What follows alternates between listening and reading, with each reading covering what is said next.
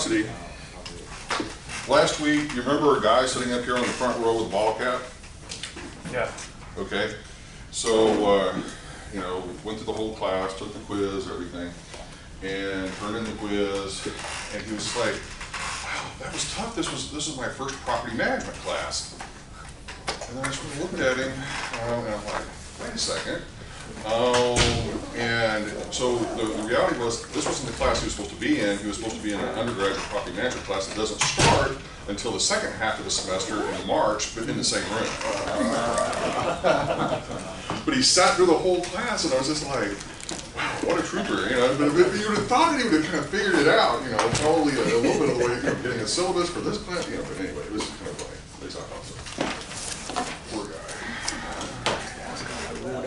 He didn't stay? Well, he's going to be in, obviously, the other class, but yeah. You're a Nathan already. The guy with the ball cap in front of you. He definitely looked like he was specialist. Oh, yeah. Professor, the two handouts that you gave last week. Yep, we're going to talk about it. Oh,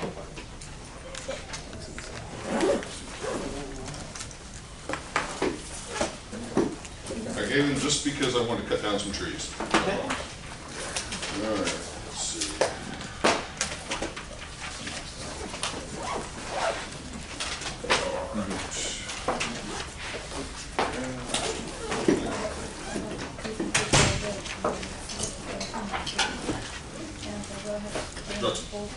Thank you. Just a few people.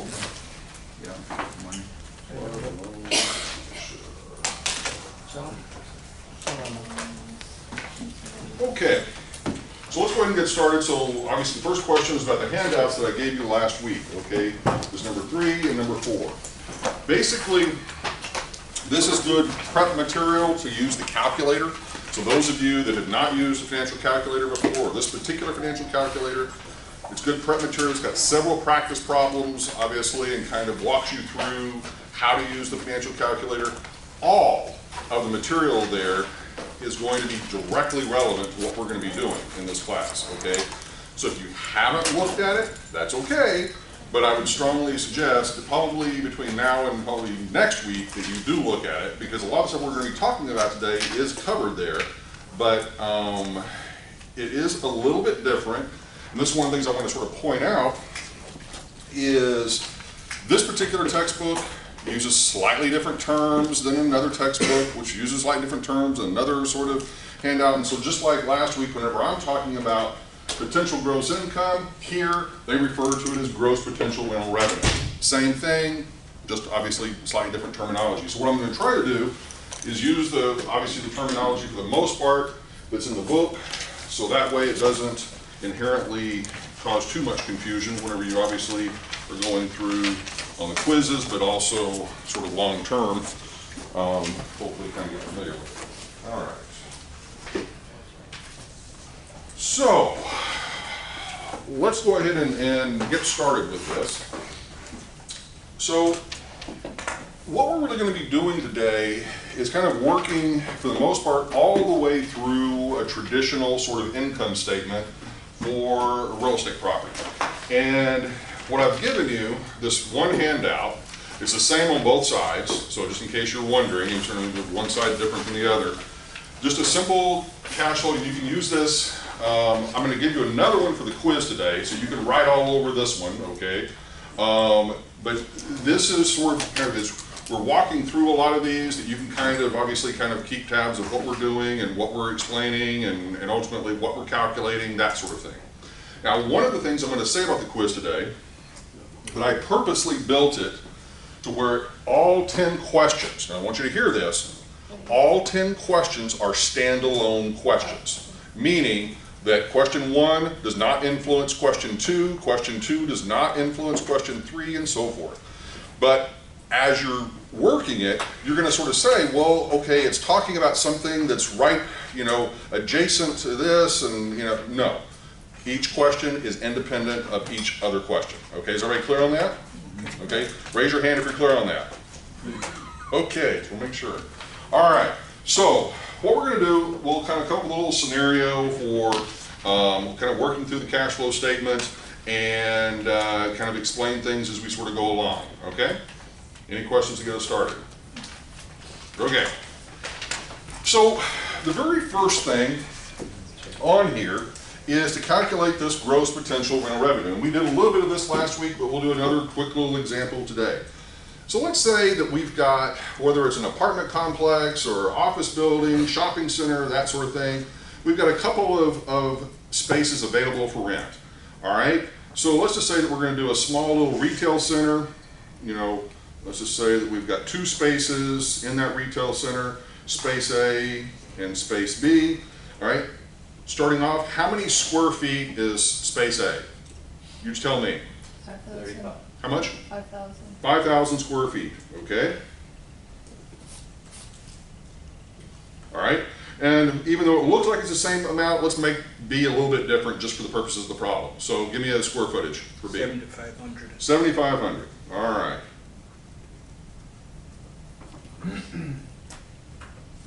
Okay, now what is the rental rate per square foot per year for space A? $4. Oh, that's too cheap. No. That'd be really bad space and in a really bad neighborhood and a really bad economic climate. So, $15. so how much? What is it? 15? 15 is a little bit more reasonable. It's still not a great neighborhood, but what the heck, you know? We'll go ahead and use 15. All right, so 15 bucks per square foot per year, all right? What about space B? Maybe make it a little bit different since we want to try to, you know, 20? Okay.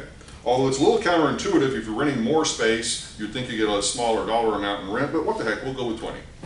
All right, we're gonna be counter to this. Models. They don't have to. So this is a commercial. Yeah, it's like a little shopping center. Okay. Yeah, 2 units in the shopping center. Keep it simple. Okay, so the very first thing we want you to do is to calculate this gross potential rental revenue for this center. So the 2 spaces combined. Okay, do it.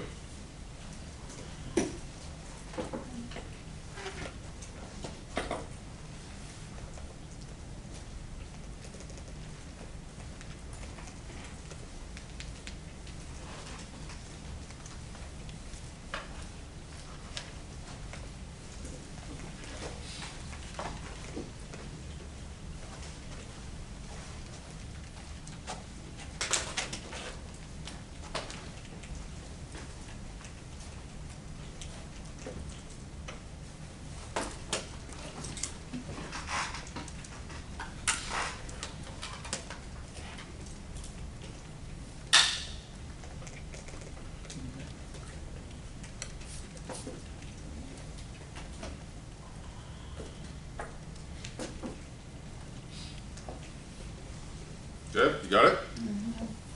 Okay, so all you're doing, in this case, 5,000 square feet times $15 a square foot per year equals $75,000 for space A, and then for space B, 7,500 square feet times $20 a year, 150,000. Add those 2 together, 225,000. Okay, everybody comfortable with that? Yes, no, possibly could be. Yeah. Okay, now, so let's write that in.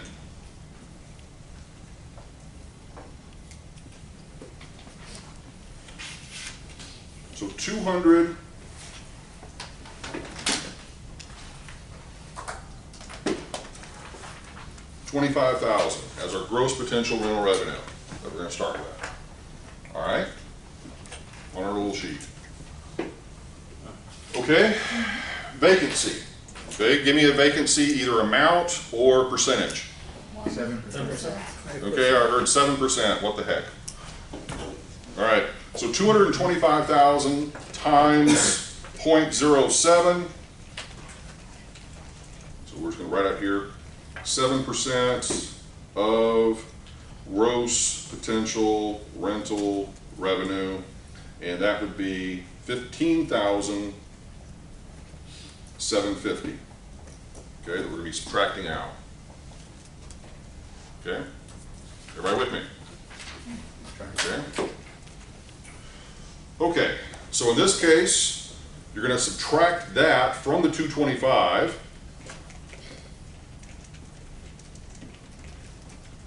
And that's gonna give you 209,250 as they are calling your net base rental revenue, okay? That's the reason I'm using this handout, using exactly what's in the book. Obviously slightly different than what I normally do, but what the heck, we're gonna go with this. All right, now in this case, since it is a rental property, we have some percentage rents that we talked about last week, okay? How do we want to calculate those, or we just want to give a number here? You want to do it as a percent of the gross potential rental revenue? Yeah. Okay, as we talked about the restaurant last week, they did like 7% of gross sales. So what percent do we want to do? Since we already did 7% for vacancy, let's do a different percent. Give me a percent. 10. 10, okay. So 10% of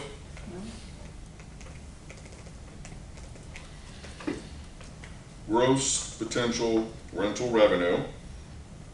So it should be 22,500, correct?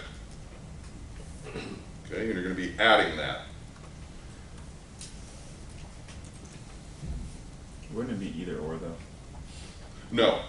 When you say either or, do you mean just the percentage rents or? Or PGI? No. Well, it could be in the case of the restaurant, okay? But in most instances, you're going to have a base rent, as we talked about last week, with then some sort of an overage for. So is that overage? This is overage. Okay. So in this case, taking the 209,250, adding in the 22,500, gives us the total rental income of 231,750. Now, if you want to, do kind of what I did out here to the side so that you can kind of keep track of what you're adding and subtracting, just so that there's no confusion. All right? So far, so good. Okay, moving forward. Isn't the percentage rent supposed to be of the Sales. incremental income that they generate inside? It could be. And in this case, we were trying to simplify it just by saying it's just part of the gross rental revenue. It could be obviously a percentage of their sales. And it's what really should be, is probably a percentage of their sales, but we were just simply trying to keep it simple. All right. Expense reimbursements, in this case, common area maintenance billings, all right? So let's just say those are gonna be, for the year, $3 per square foot per year for the property. Okay? In this case, how big is the property? 5,000 plus 7,500, so 12,500 square feet total.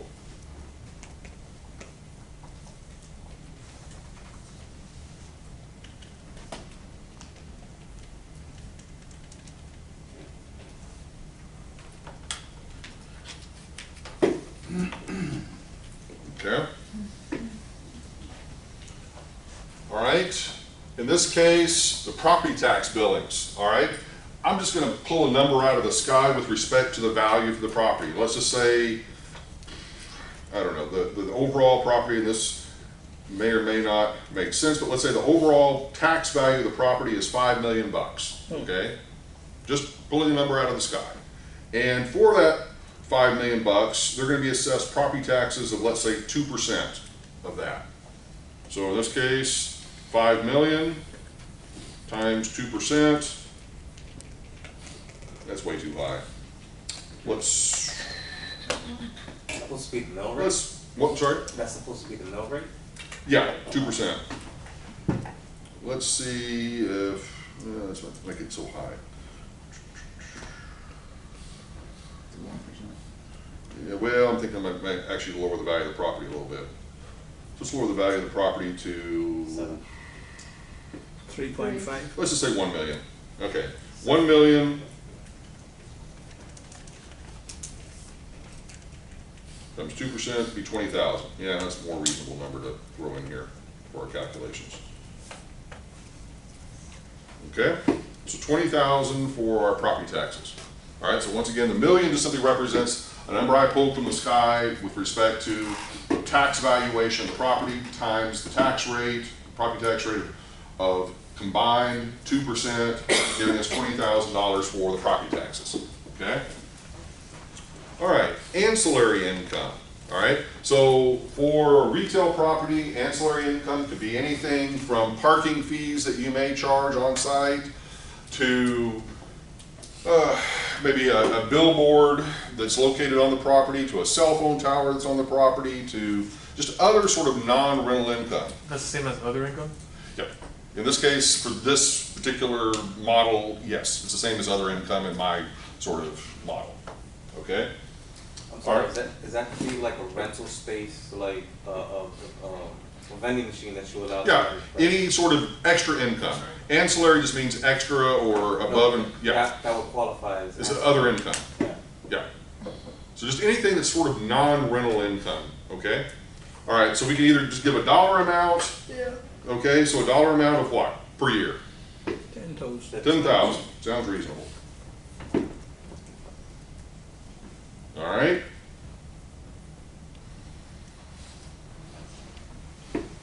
Okay, so now in this case, all right, so these are income in the sense that we are getting paid for these, all right, by the tenant. Okay, does that make sense? And you're gonna see that a little bit later because we're gonna basically subtract them out as operating expenses, but this is treated as income from this particular perspective. All right? Well, the income's not an expense. Well, no, it's not okay. These top two are income that we're receiving, as is the ancillary income, but what we're gonna be doing is you'll look a little bit further down. Under operating expenses, we're gonna get reimbursed for the common area maintenance and the property taxes. So it's kind of like we get the income, but then we subtract out the income because you're getting reimbursed by the tenant for it. Okay. This is why it's the whole reason why I wanted to print this out and you have it in front of you, because it's a little bit different than we normally do with respect to the way I typically do it, where I kind of compress everything. This kind of begins to expand out a lot of the different line items So and treat it a little bit differently. So when you're underwriting personally, you wouldn't do this way? You could, it's just, I think this is a little bit more detail than I would ordinarily do, okay, me personally. But, you know, everybody's different in terms of, you know, how much detail and kind of how they want to classify these items before they want to put them on the income statement, okay? All right, so let's go back here for a second, all right? So in this case, what we're gonna do is we are gonna take everything. We're gonna take the 231,750, add it to the 37,500, add it to the 20, add it to the 10 to get our gross income, as they're referring to it here.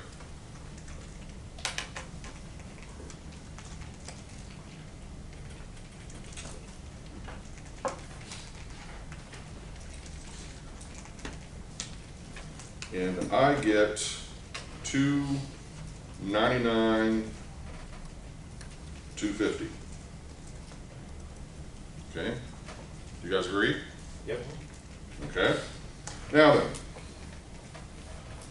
the next one is credit loss. Now this is the same, like in my model, where I would say we have vacancy and collection loss. This is the collection loss piece, okay, or credit loss. All right, does that make sense? So I'm saying we're separating out the two. All right, so the credit loss on this would be basically where you've got tenants that are occupying the space, but they're not paying their rent.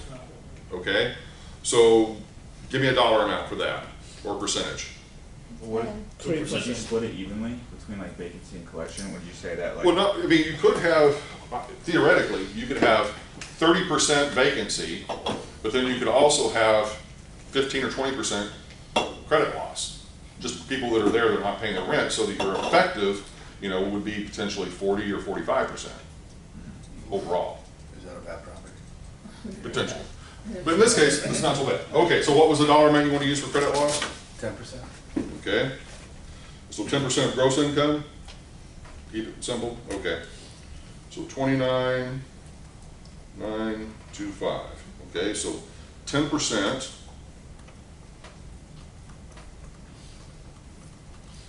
of gross income. Okay?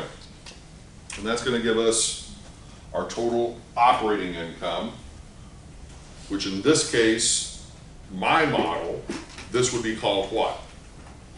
Vacancy and collection. No, no, the total operating income Oh, NOI. line would be basically NOI. effective gross income. Oh, yeah, you're right.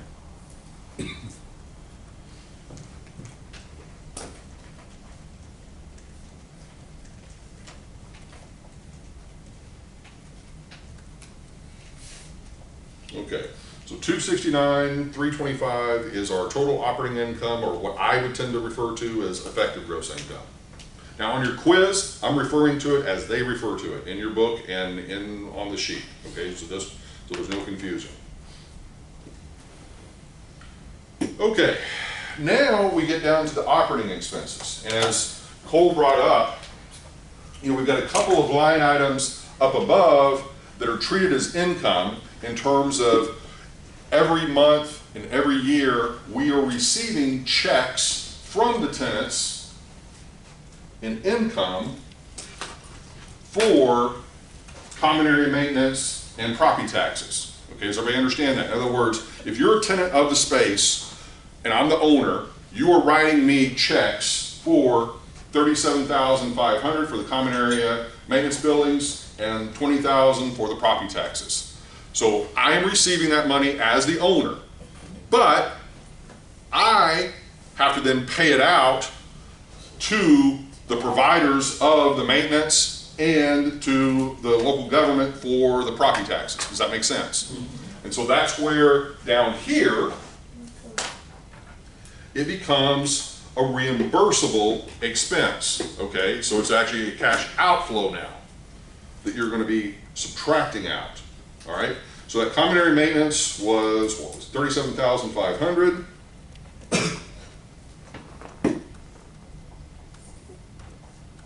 And the property taxes, $20,000. Now another reason that I'm going through and using the terminology sort of from this book and so forth, how many of you are taking the Argus class right now? Okay, so 1, 2, 3, 4, 5, 6, 7, 8, 9. Okay, about half of you. All right, in the Argus class, you're probably starting to get into the operating statement for properties, yes or no? Yes. Yes, okay, Kenny's confirming. And my suspicion, if my recollection, it's been a couple of years since I've used Argus, but you do have the same kind of thing of where you have the income being generated by the tenants, and then ultimately then you've got to transfer it into these reimbursable sort of expenses, okay? So it's just something that, once again, this hopefully maybe will help you to better understand what's going on there as well, okay, as you're kind of going through those models. Yep. Are the cams based on like Square footage, usually. but like set pricing or like GC pricing? Because you could easily arbitrage that if you were a landlord. Yeah, I mean, it's one of those sorts of things that normally common area maintenance is to pay for like landscaping, exterior sorts of lighting, any sort of like, if this were an office building and that were a common hallway and each one of these were individual tenant, each classroom like an individual tenant, then the hallway would be considered to be common space, so you'd pay for technically the lighting in the hallway and then any upgrades that might be done to the carpet and that sort of thing. So ultimately, that charge is really going to be determined by whatever expenses that they have for those spaces over the course of the year, which can fluctuate pretty significantly. Now, there could be, once again, in your lease, we talked a little bit about this last week, exactly. but there could be within your lease, if you're probably a national tenant, you're probably going to put a cap on what those common area maintenance charges can be. If you're just a local mom and pop tenant that this is your first lease and your first rodeo, you sometimes are going to get lucky in the sense that you've got potentially a property management firm that's, you know, ethical, you know, so forth, and not going to overcharge you for these things. But, you know, there could also be the other extreme of where, you know, you've got some, you know, crazy nonsense going on with trying to overcharge you for, you know, God only knows why. Yeah, that's why I asked, because that I can see that happening easily. Yeah. Okay. Okay. Moving forward. All right. So in this case, We also have non-reimbursable expenses. So in this case, we don't have anything to sort of match up above with income. We're just having to use whatever general rental income that we're receiving off the property to pay for whatever these operating expenses are. So in this case, insurance, utilities, and the management fees, okay? Now, management fees are necessarily different than common area maintenance in the sense that management fees are more for just the person that is taking care of the on-site management of the property, not so much the person doing landscaping and that sort of thing. Does that make sense? Okay, so this is usually more of an office or back office kind of fee. Okay, so for these numbers, we can just throw some things out there, but let's just say, what? 50,000. How much? 50,000. It's a bit high. We'll go something a little bit lower. Let's do 30. 30,000. All right, utilities, give me a dollar amount there. 15. All right, what the heck? Insurance is 30 grand. Yeah, that seems a bit high. But this example is not a real example. Obviously, we're just throwing numbers out there just to kind of work through the process and kind of explain things. Okay. Is there normally a percentage in which? Yeah, well, I mean, insurance, probably 1.5% to 2% of the property tax valuation or the replacement value valuation of the property, somewhere in that, maybe that vicinity. Okay. And as far as utilities, once again, it depends on what kind of property it is and how much juice it's using. I mean, so it could be. Utilities can shift. I didn't know if there was like an insurance, like. Yeah, insurance, I would, if I were putting a number, I would say like, probably 1.5% of the value of the property. Assessed Replacement value. Okay, and management fees, in many cases, it's like a set percentage of whatever the gross rent is. And so it could be, something like 2%, 3% of gross rent. So let's just say, what the heck? 2%. Let's say it's 2% of whatever potential gross 20, rental revenue. So let's just see what we got up here for gross potential rental revenue. 225.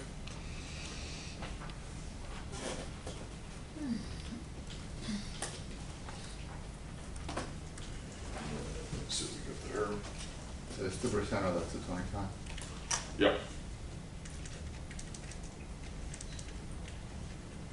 In this case, not a very big dollar amount. 4,500. Okay. All right. So in this case, now what we're going to be doing, adding up all of those operating expenses. Okay, not that many, but just starting with the 37.5 and working our way down.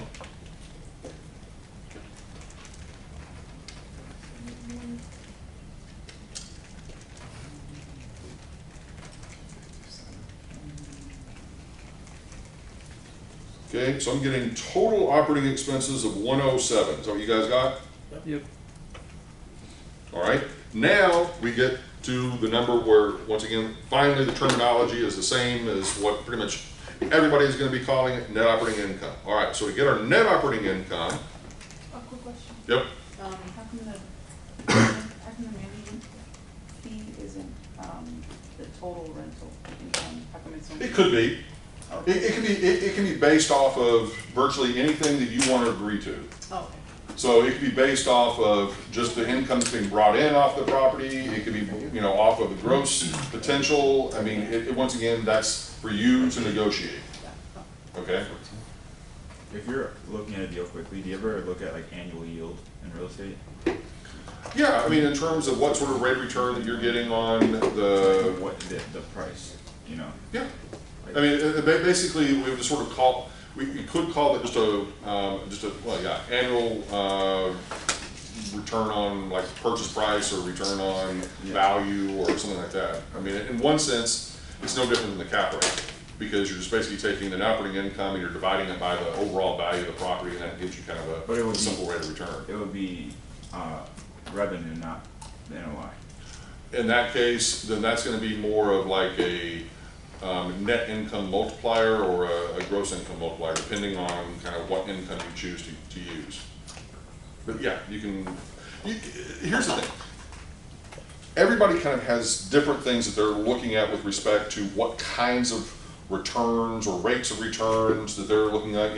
In most instances, most folks are going to be concerned with, yes, what is the overall return that the property is generating in income relative, after you subtract out expenses, relative to the overall value or purchase price of the property, thus the cap rate.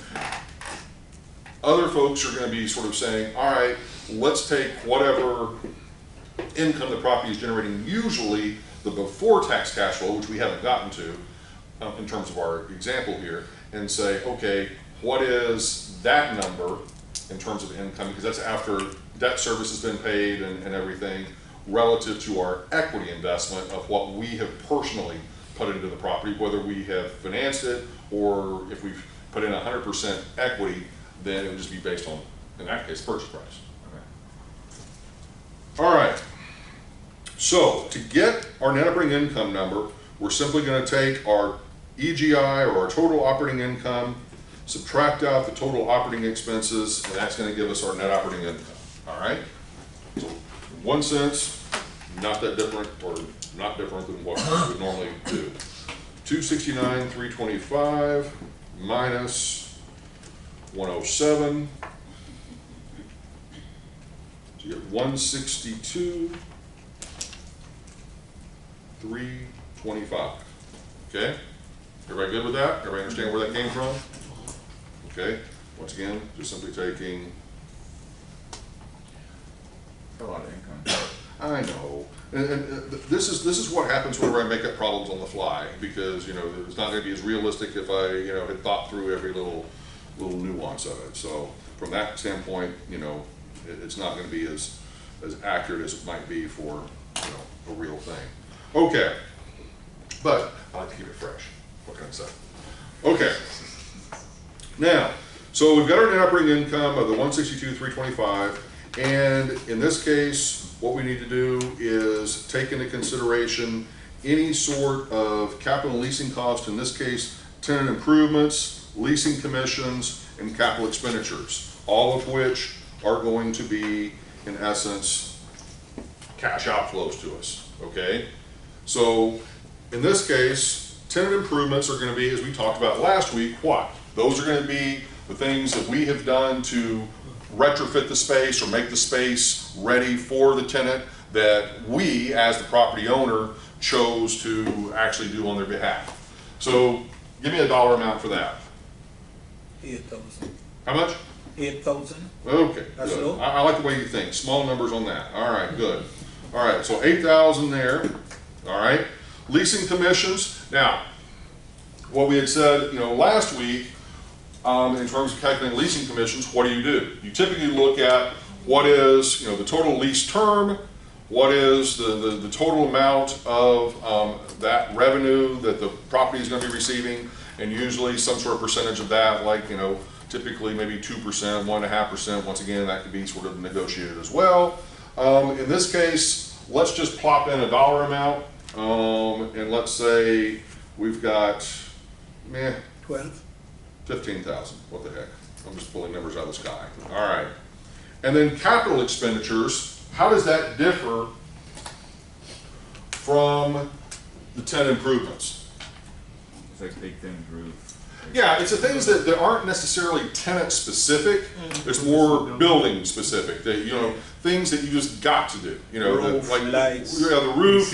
windows. Basically air conditioning. Systems. Those sorts of things that have to be maintained and replaced and so forth, regardless of the tenant that you may have in the property. Okay. And so, typically you get a longer life out of those items. yeah, and we're going to talk about that. Yeah, a longer life in the sense of that you normally can have to depreciate it over a certain period of time. Okay.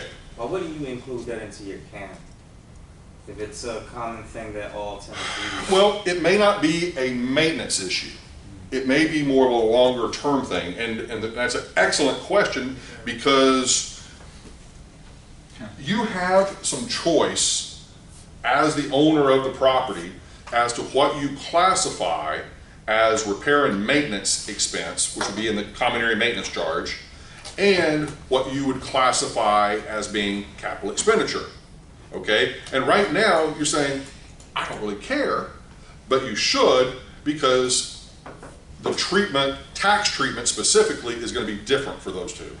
Okay? For the repair and maintenance expenses, we're going to get into this a little bit later, but for repairs and maintenance, you get to immediately expense those and reduce your operating income on the property in the year those expenses occur. Does that make sense? Absolutely. Okay? For capital expenditures, while yes, it's affecting your cash flow, it has a different effect on your income tax, okay, which we're going to be dealing with a little bit later. There, you don't get to expense it for tax purposes all in the year that it was basically spent. You have to typically amortize it or depreciate it over a certain period of time, depending on what type of asset it was and how long the life of that asset was. Now, when I said you have some choice, okay, if you've got an existing, just to kind of give you a couple of examples of what we're talking about. If you have an existing air conditioning unit and you're just doing normal, routine, you know, repair, maintenance, that sort of thing, it's clear. That is repair and maintenance, okay? But if all of a sudden the air conditioning unit for the whole property or this property just completely, you know, stops working, it can't be repaired, or you don't want to repair it because maybe it's the age of it or the energy efficiency of it and that sort of thing, and you go and you replace it, that is automatically going to be normally considered to be a capital expenditure, okay? Because it is a complete, full replacement of that asset. Does that make sense? Yeah. But there is some wiggle room there that if maybe you replace component parts of it and so forth, so on, but maybe not fully replace it, but yeah, you do a complete, almost overhaul, you would have some choice to a certain extent as to whether or not you would classify it as sort of repair and maintenance versus really kind of an overhaul or capital expense. Does that make sense? Probably a better example of this, and actually one that I personally witnessed, was living in Austin, Texas several years ago, and this place that I was living, they were replacing the roof. And I swear to God, this is a true story. They were replacing the roof, and it was a smaller owner of this property, and they were replacing the roof, and it was a sort of a gable, you know, roof, and it had, you know, kind of, and they were only replacing half of it. And you know, it was just odd, because you could tell, you know, the other half needed to be replaced as well, but they only replaced half of it. And so I thought, well, you know, this just seems really odd. So I actually go to the property manager, just me being kind of just like, what the heck are they doing? Why are they only replacing half the roof? And, well, the owner wants to be able to classify it as a repair and maintenance. He doesn't want it to be considered to be a capital expenditure. And so he's going to replace half of it this year, and he's going to replace the other half of it next year. That way it gets to be fully written off as a repair and maintenance expense as opposed to a capital expenditure. That's smart. Now that's pushing the envelope. Smart though, no? Yeah, but it's pushing the envelope in terms of what you can legitimately get away with respect to this difference of sort of the tax treatment of one versus the other. And then that's kind of like a weird extreme sort of example, but that is a sort of weird behavior that, you know, people will engage in whenever taxes are at stake. You know, that, you know, if all of a sudden the tax treatment of this is significantly different than the tax treatment of this, the normal, rational, reasonable, informed person is probably going to go with the one where their tax liability is going to be the least. Makes sense, but it's just odd, okay? Yep. In that case, was he just looking at the bigger tax write-off of treating it as a maintenance item? Yes, because once again, with repairs and maintenance, you get to immediately expense that off against income. Whereas if it's a capital expenditure, while you are writing a check for the entire amount now, the tax benefit that you receive from that gets allocated over multiple years. Okay, it gets amortized. Like for example, if you spent $100,000 now for the roof replacement, if you got to classify it as a repair and maintenance, you could write off that entire $100,000 this year against whatever income the property generates. Whereas if it's classified for tax purposes as capital expenditure, 15. it might be 10 years, it might be 15 years, depending on whatever the effective life is for that roof. And so if, let's just say it was 10 years to keep the math simple, in essence you get to write off $10,000 this year, $10,000 next year, $10,000 the next year, but you'd have to wait a full 10 years to get the full and complete tax benefit from that particular expenditure. Now, having just said that, you know, if you're going to be selling the property, you know, within a relatively short time horizon, you might be motivated to do one versus the other. If you're planning on holding it forever, you might be motivated to do something different. If you're, you know, I mean, there are just so many different issues at stake as it relates to tax, and we're going to get to a lot of those, but just sort of be aware, motivations that people have in many cases are going to be driven by tax law. I mean, think about, like, just without trying to get political, I'm not going to get political about this, but one of the things that Congress passed, you know, within the past couple of years was what, as it related to state and local taxes? Reduction of how much you can actually claim on it. Right. So they put a limit, okay? Well, what that does, if you think about it, people who have maybe multiple residences, maybe in multiple states and things like that. Now, it's not going to affect your average ordinary person that much, but somebody that may own, you know, a multi-million-dollar property in New York and, you know, maybe a property, you know, here in Florida, they might say to themselves, why do I want to continue to own this property in Florida, and I'm not going to be, it's a high tax state to begin with, I'm having to pay all these property taxes, and I'm not going to be able to deduct the full amount of those because now there's this limitation on the amount that I can deduct. So therefore, you know, it's not as advantageous for me to maintain and own that property there. So why not pick up and move, you know, potentially to somewhere else? Does that make sense? Absolutely. Okay. Han, can you explain the law though, like a little bit more? All it really boils down to is that previously, pretty much almost any dollar amount that you would generate for, this is like your personal residence, in terms of paying state and local property taxes and that sort of thing, that you could deduct that from your personal income as basically, you know, a line item deduction, okay? But with that tax law change, basically they said, okay, the limit is like $10,000, okay? So now, any taxes that you pay state and local that are above $10,000 are no longer deductible, meaning that you are going to, in essence, be paying sort of double tax on it. You're going to be paying basically federal income tax on that, as well as you're still paying the state and local tax. Why did that go through like that? That's where I don't want to get political about it, but in essence, it was, in essence, to a certain extent, to probably benefit the red states more than the blue states. And that's getting political. Okay? All right, leave it at that. All right, moving forward. All right, so capital expenditures. In this case, as we said, these are going to be the items that we're going to actually have to spend money and replace. So let's just pop that as $25,000. All right? So now what we're going to do is simply subtract those from our net operating income, and that's going to give us what we're calling unlevered cash flow.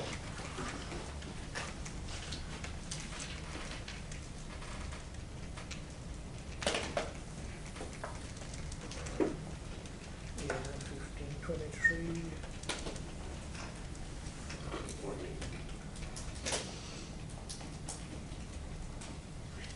Okay, so 114,325 would be what we're going to refer to as our unlevered cash flow.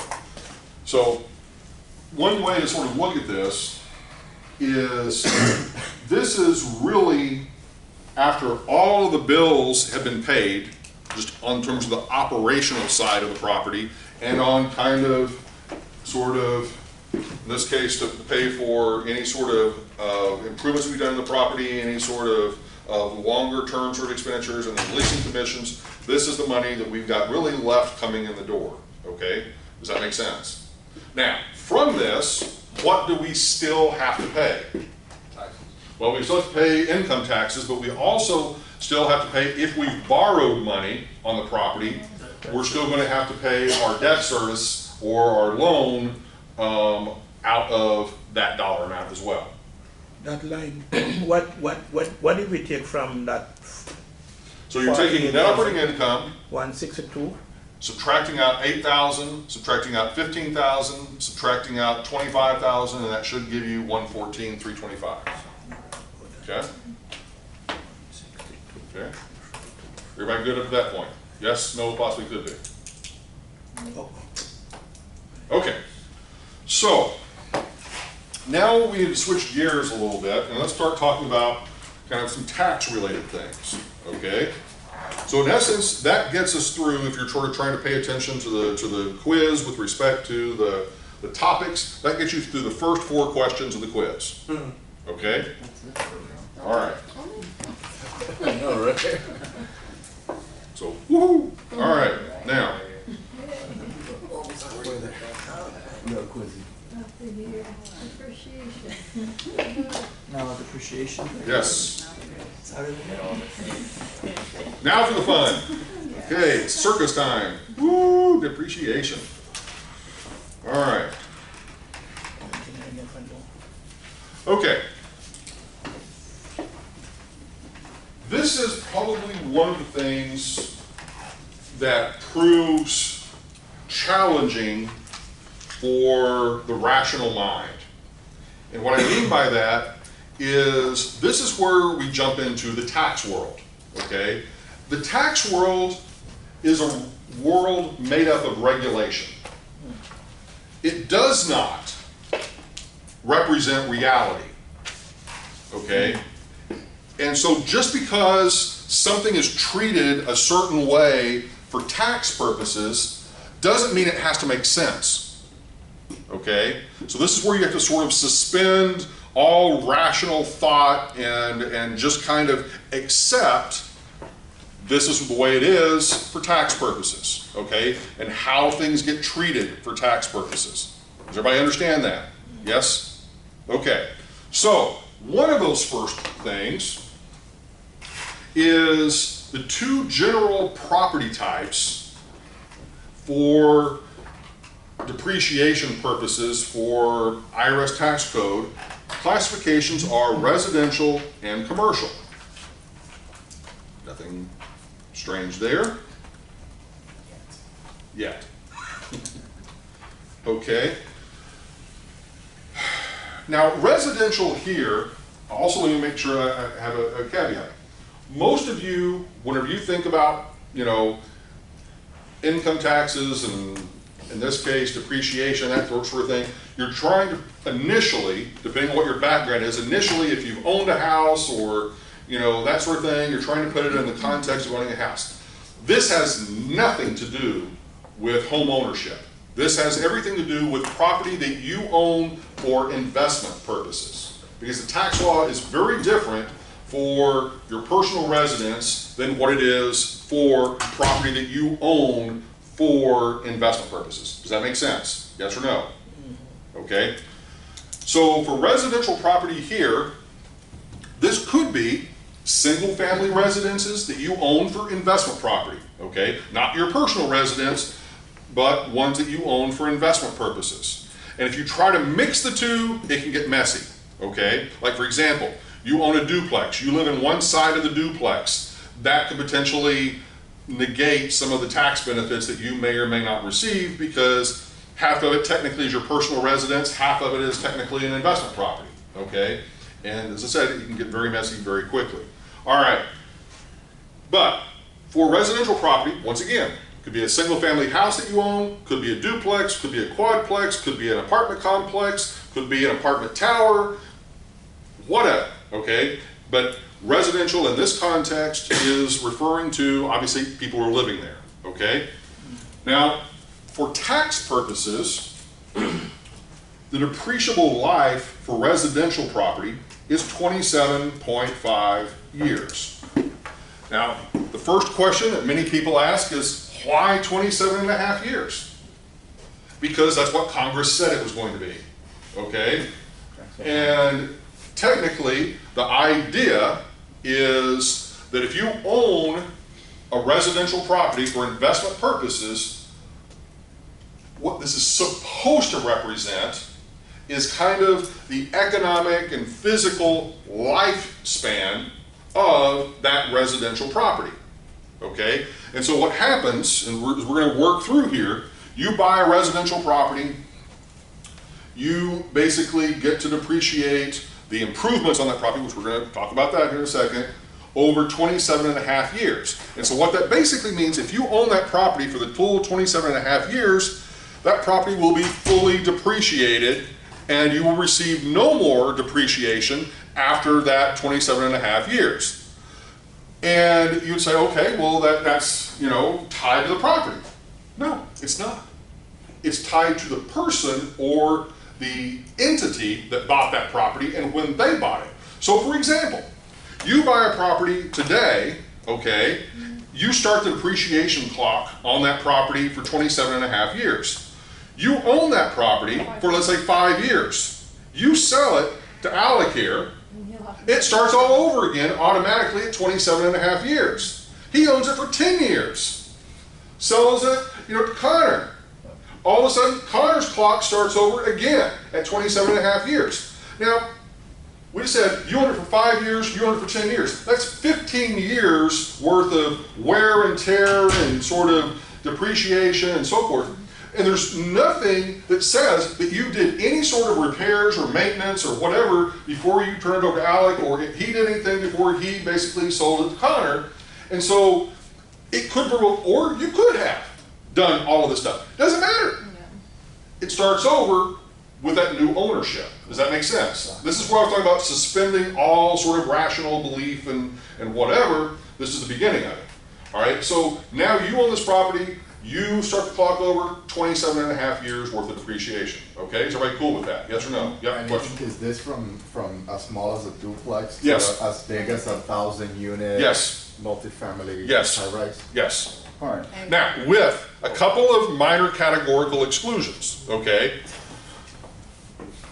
If you have a mixed property, like mixed use property, like for example, you've got like a high-rise tower, but yeah, maybe on the ground floor, a couple of floors, it's got some sort of commercial uses like restaurants, nightclubs, you know, retail, office, whatever, then as long as 80% or more of the space is classified as residential, you get to classify the whole property as residential, or you can choose to separate out. But most of the time you don't, because the depreciation term for commercial is 39 years. Meaning that if you had a preference, and right now you probably don't quite fully understand what the difference is, but I'm going to try to go through and explain this. If you had a preference from an ownership perspective and a tax perspective, the one that you're going to prefer to have a property classified as is going to be residential, because you get to write off more on your income taxes because it's a shorter depreciation term. Therefore, you get to write off a higher percentage each year of the value. Okay, Kenny? With the residential, are you still Xing out the land? Yes, we're getting into that. I'm sorry. All right, we're getting into that. I'm just taking one step at a time here. Okay, yep. This might be a silly question, but 5 years and then 10 years, if she buys it back, does it start over? Yeah. And then, But it has to be an arm's length transaction. arms length transaction. In other words, it has to be legitimate. Oh, okay. It can't be like, you know, you're selling it to your mom, Yeah. she's selling it back to you, you're selling it back to her, you know, that kind of nonsense.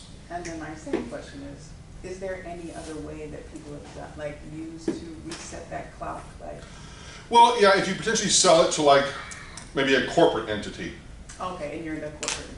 potentially. But here's the thing. Isn't it Just like- because the law is written in a certain way and you prepare your taxes in a certain way to reflect that, and you think you're safe and you think you've done it the right way, doesn't mean the IRS is going to interpret it that way. And that's what I mean by kind of the whole arm's length transaction. If they sense there's any funny business going on with respect to how you've done it, and they're smart enough to figure out that you've done it this way or that way, to just basically to So, purposely avoid taxes in a fraudulent way, Yeah. you potentially are going to have to pay the penalty. Now, there's a difference between, sort of tax avoidance with respect to sort of fraudulent sort of activity and tax minimization, using legitimate, tax code provisions to reduce your income taxes payable. Yeah. And sometimes there's a fine line, between those two. And the level of aggressiveness that you may take as an individual or as a corporation to a certain extent is going to be dictated by either, well, once again, yourself, or if you hire, let's say, a CPA or whoever to actually, give you guidance and to, sort of say, do it this way, do it that way, you can save taxes this, that, and the other thing. That's all fine, and ordinarily, those tax professionals, should do their job and should hopefully give you good advice and so forth, so on. But just like any other human, there's a chance that this CPA is going to be more aggressive than maybe this CPA with respect to how hard they, go charging, if you will, to reap some sort of benefit, from the tax code. Does that make sense? So there's a lot of gray area, okay? So if I have 5 properties and then I decide, I wanna put these 5 properties under a corporation, that's probably okay. But if I have a corporation this year with these 5 properties and then next year I create a new corporation and transfer them and then the next year. Yeah, once again, that's gonna be, begin to look, like, yeah. I mean, to a certain extent, most of the time, if it gets taken to a court, it's gonna be a reasonableness test, and all I can say is I have seen a lot of strange and quirky things that, potentially people get away with.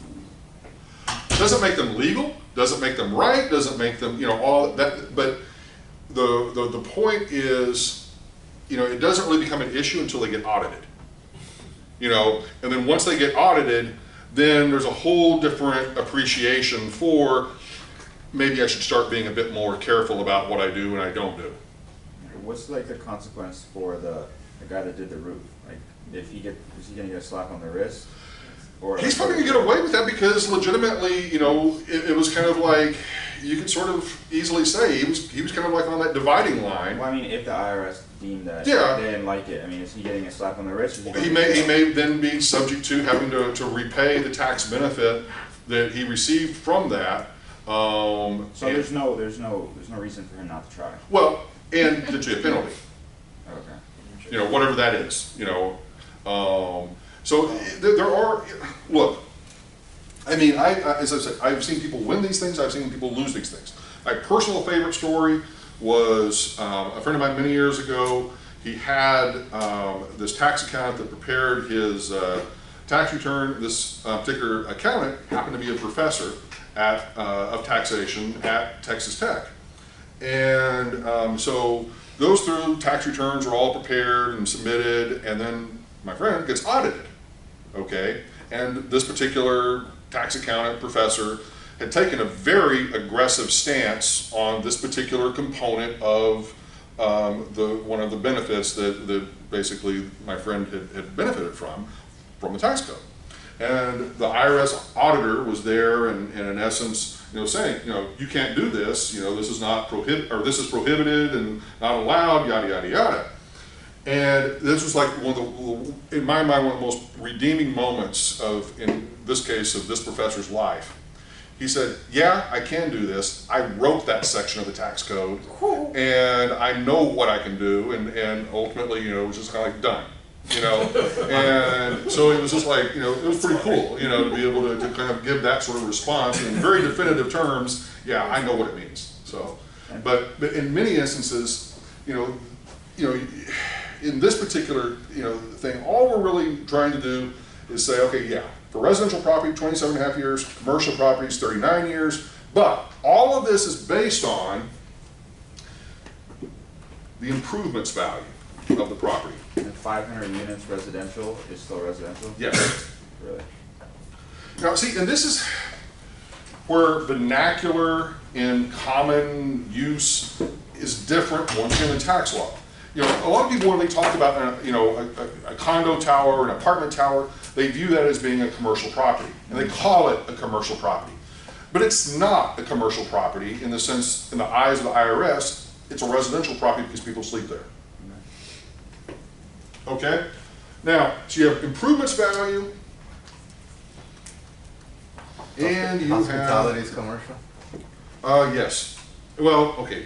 In that case, the definition of people sleeping there is a little bit different, but what I'm trying to say is long-term people sleeping there, okay, in terms of the use. Okay. All right. So whenever you buy a property,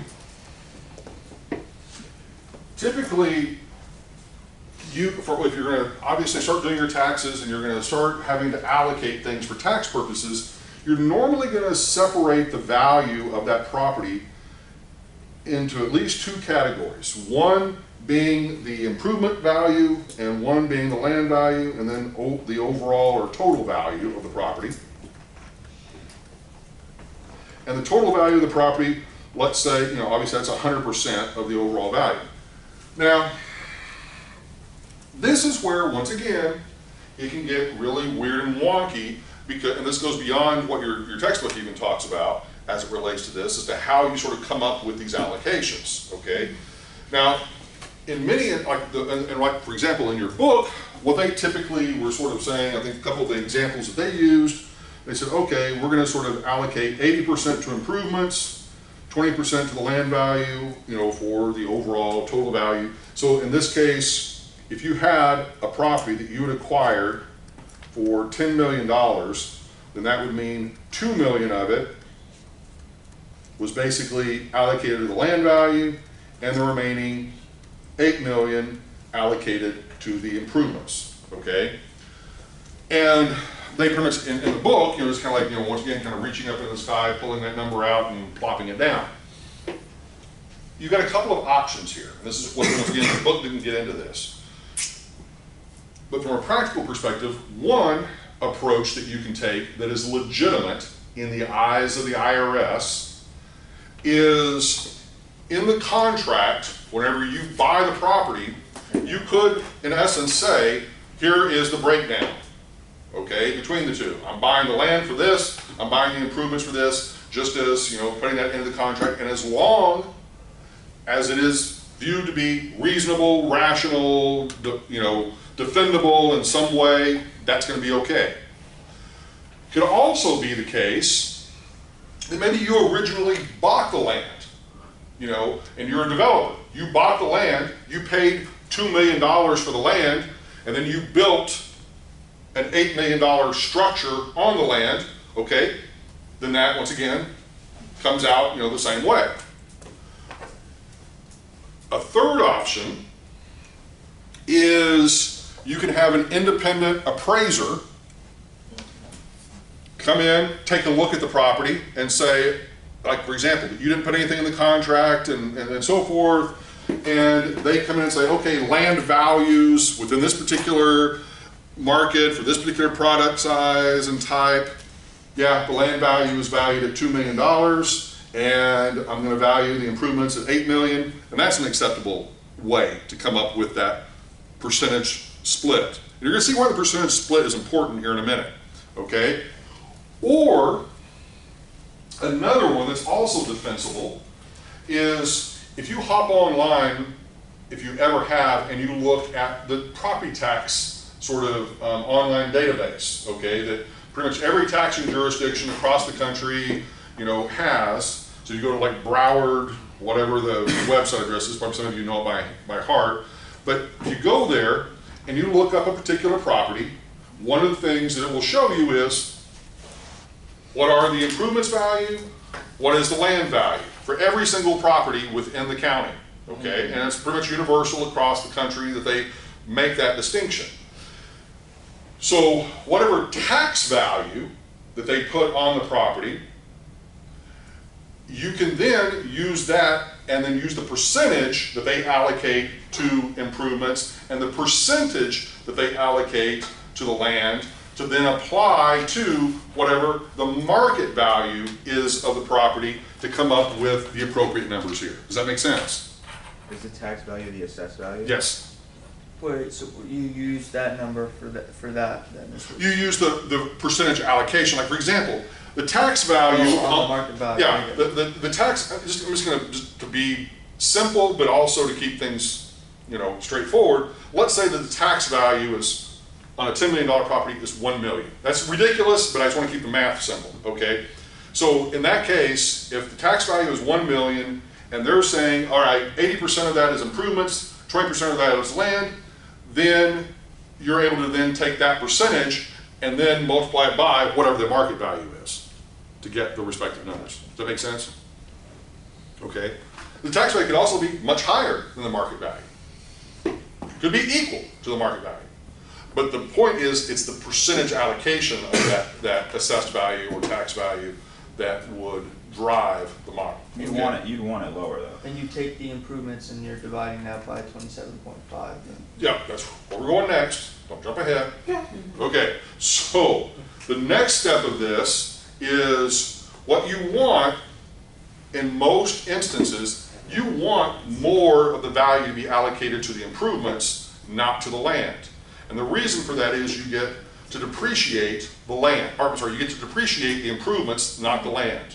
Okay, because once again, you're saying, well, what is this whole depreciation thing? Okay, depreciation is meant to be, theoretically, the wear and tear and deterioration of those improvements. Well, land, theoretically, does not deteriorate, you know, in any way. Now, you can make arguments, well, what if it's a cemetery? What if it's a nuclear waste dump? What if it's this or that or the other thing? Yeah, in those weird, quirky circumstances, you could say, yeah, that land value has gone down as a result of what has happened to it. Sure. But for 99% of the cases, you know, the land does not depreciate in terms of be diminished in its capacity. Okay, does that make sense? Okay, so as Judson was pointing out, what we now get to do is to take the improvements value, and that's what we get to depreciate. So if it is residential, you would divide that by 27.5. If it is commercial,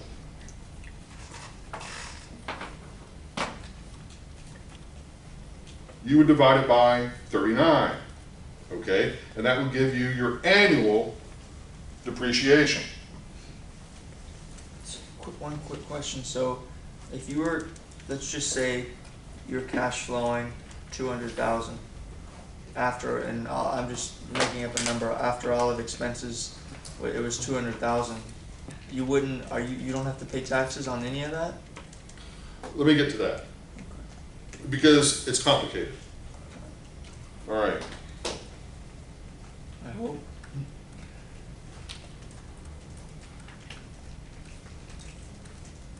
Okay.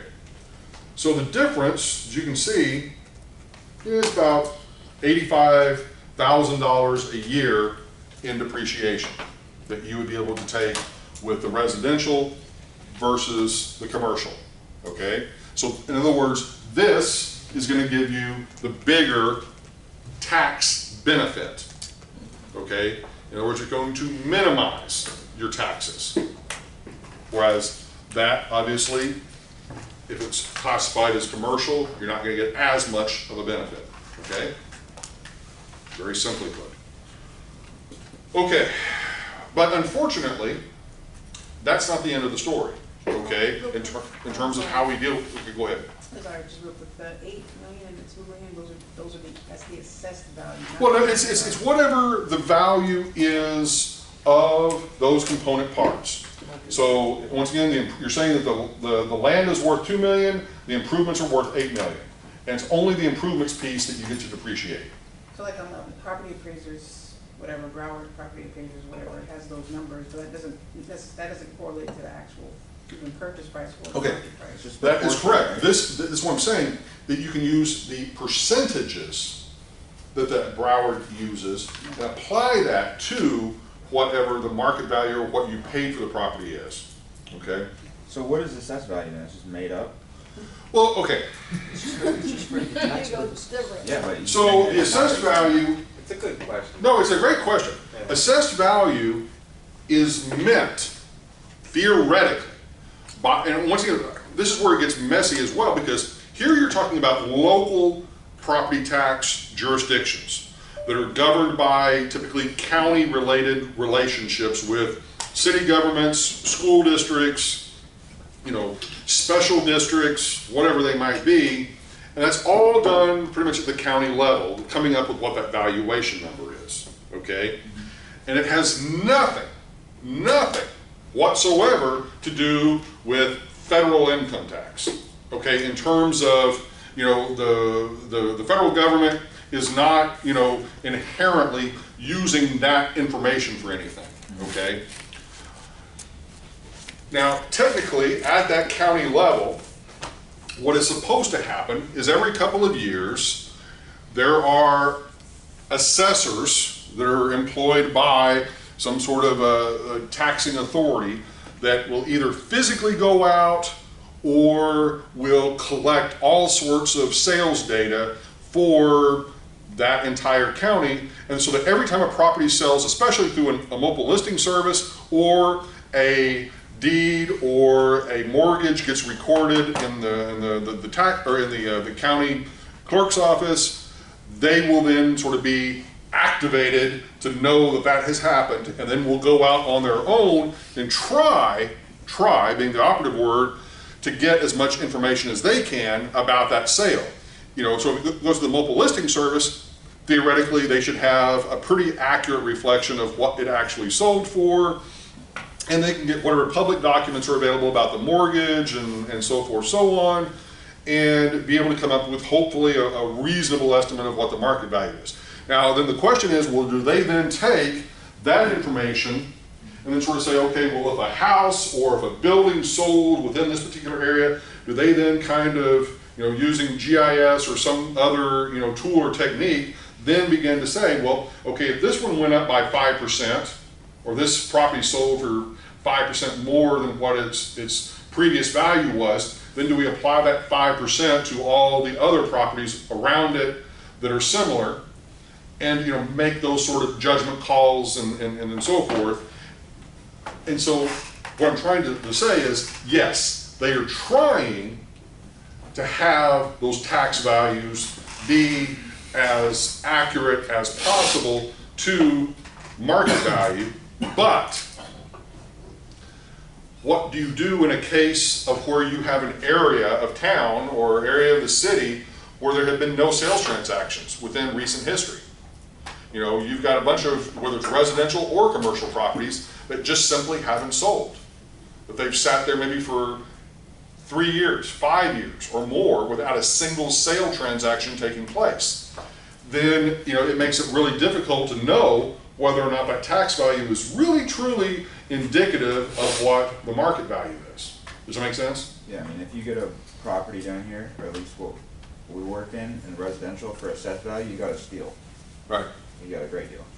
And well, what happens, and this is also another sort of lesson from that, is that in most instances, the taxing entity will purposely set the tax value or assessed value below market value because they don't want people protesting it.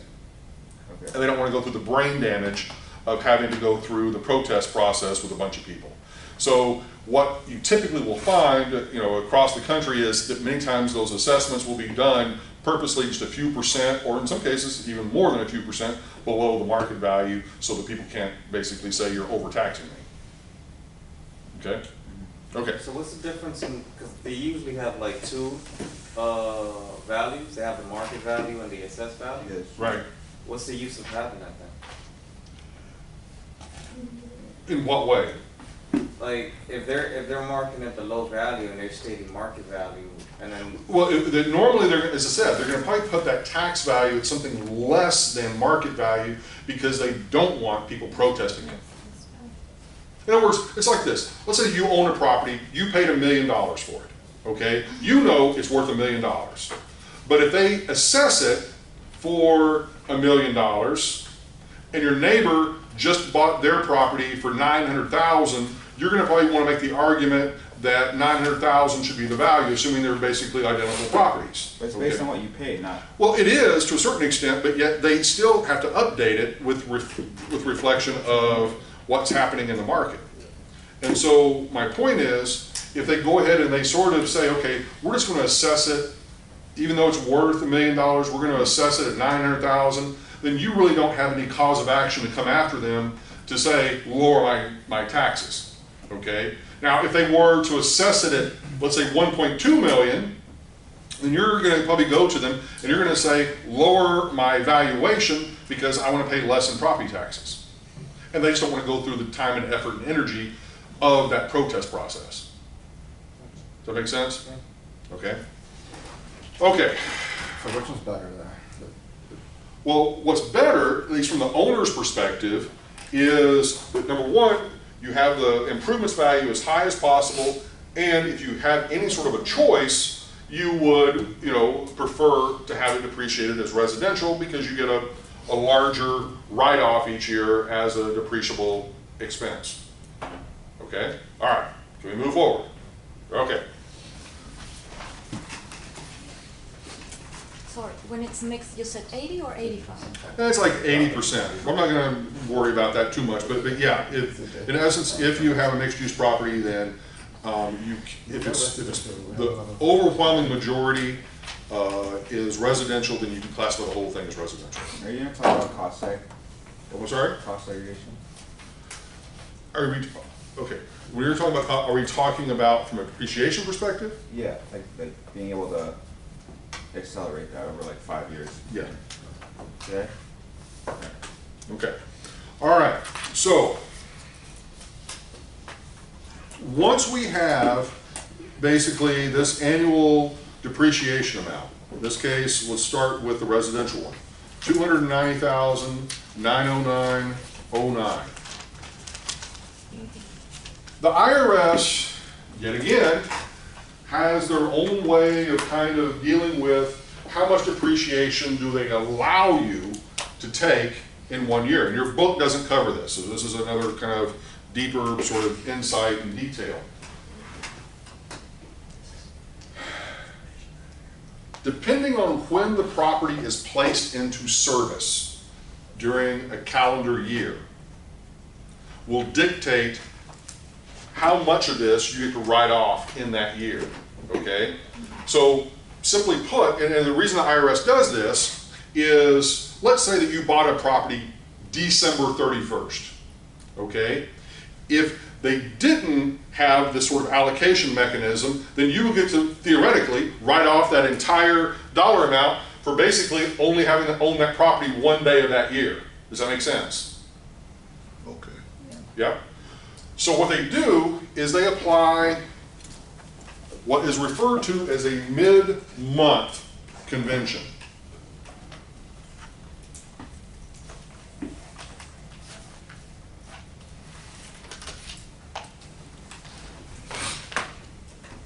And the mid-month convention means whatever month the property was placed into service, in other words, you bought it, you placed it into service, kind of open for business, so to speak,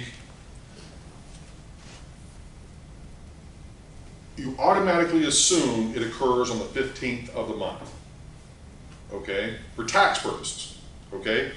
So if that's the case, and you bought a property in January, whether you bought it on January the 1st, or you bought it on January 31st, or you bought it on January the 5th, January the 20th, whatever, the IRS assumes the property was placed into service the middle of the month on January 15th. Okay, does that make sense? Yes or no? Okay, so today is what? January the 18th. Okay, so if a property were bought and placed into service today, what date does the IRS say that it would be basically placed into service? January 15th. So in other words, you get half a month of depreciation. So over the course of a year, how many months of depreciation would you get if it was placed into service during the month of January? 11 and a half. So you get 11 and a half months of depreciation if it was placed into service in January. So I'll make this, so let's just kind of, just for simplicity's sake, January, February, March, April, May, June, July, August, September, October, November, December.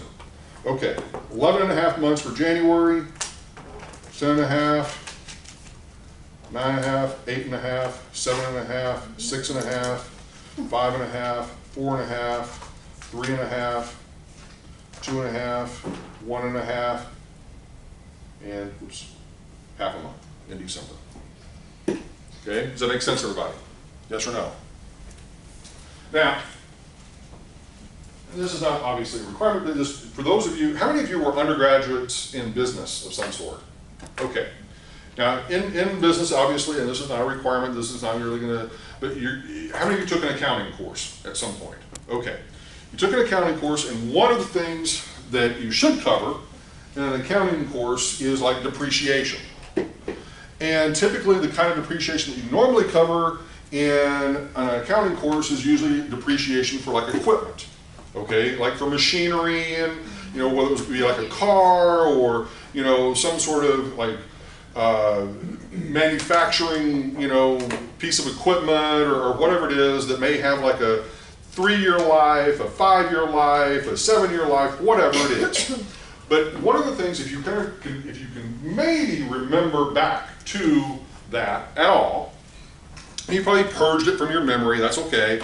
But if you can kind of remember back to that, and the reason I'm pointing this out is to make a distinction. For those items, for the depreciation portion, if you calculate the depreciation, it was based upon a mid-year convention. That if you typically remember back to those calculations, that if you bought an asset in the first year and it had like a 5-year life, you got a half a year worth of depreciation, you know, in the first year, and then subsequent, you know, full year depreciation in the years that passed. And so, in that case, it was a, for lack of a better description, less accurate depiction of the time that the asset was held in your sort of possession. Like for example, if you want to maximize your depreciation for the shortest amount of time held, you would buy the asset the last day of the year, and you'd still get a full half a year's worth of depreciation on that asset because it was a mid-year convention. Once again, people's behavior dictated by tax law. How many of you have ever worked for organizations where at the end of their tax year, they would go out and buy a bunch of stuff? Okay? Why do you think they do that? A couple of reasons is to basically get all that depreciation of whatever those assets are, and then also in some cases they have money left over in their budget for, you know, whatever that they want to spend and get it out. Okay? So once again, motivated by these kinds of things. Now for real estate, because it is obviously a massive dollar amount in some cases, the IRS chose to make it a little bit more precise with respect to when that asset was placed in service, thus the mid-month convention, okay? And saying, okay, regardless of whenever it's placed into service, you're automatically going to assume it's placed into service middle of the month. Now, what does all that mean in terms of the dollar amounts that you need to apply for any given month? So what you're really going to do is you're going to take this, divide by 12,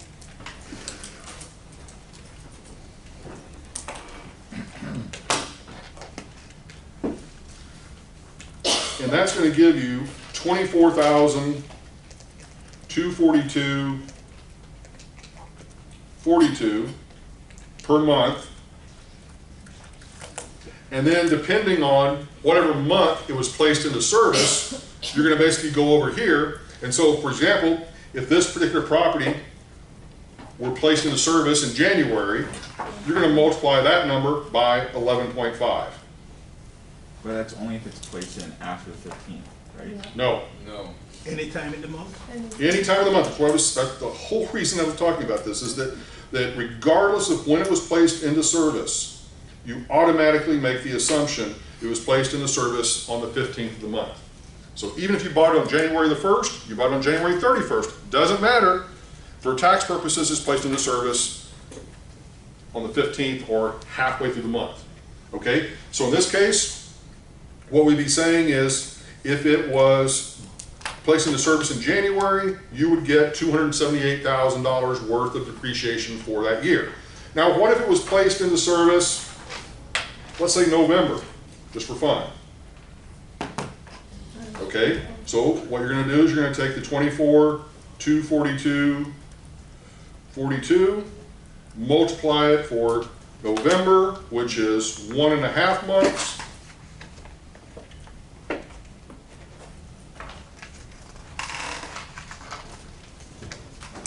And in that case, you'd only get $36,363.63 in depreciation. Okay, does that make sense? Yes, no, possibly could be. All right. Okay. Any questions?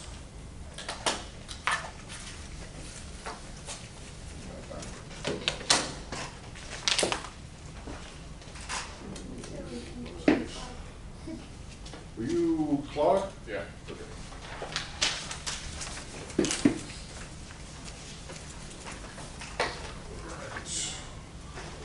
Okay. Now, so we've got that. Ultimately, once again, that gets us through this whole thing of just understanding that is going to, impact our tax liability because of the amount that we're going to receive in that first year for the depreciation. Now, all the subsequent years would be the full amount, okay? It's just in that initial year and in the final year, assuming somebody owns it for the full 27.5 years, then the final year, yeah, you would also have that adjustment, okay? But most people aren't going to own it that long, so it's really, you don't have to really worry about the kind of the year of acquisition. Okay, questions? Good? Okay, moving forward.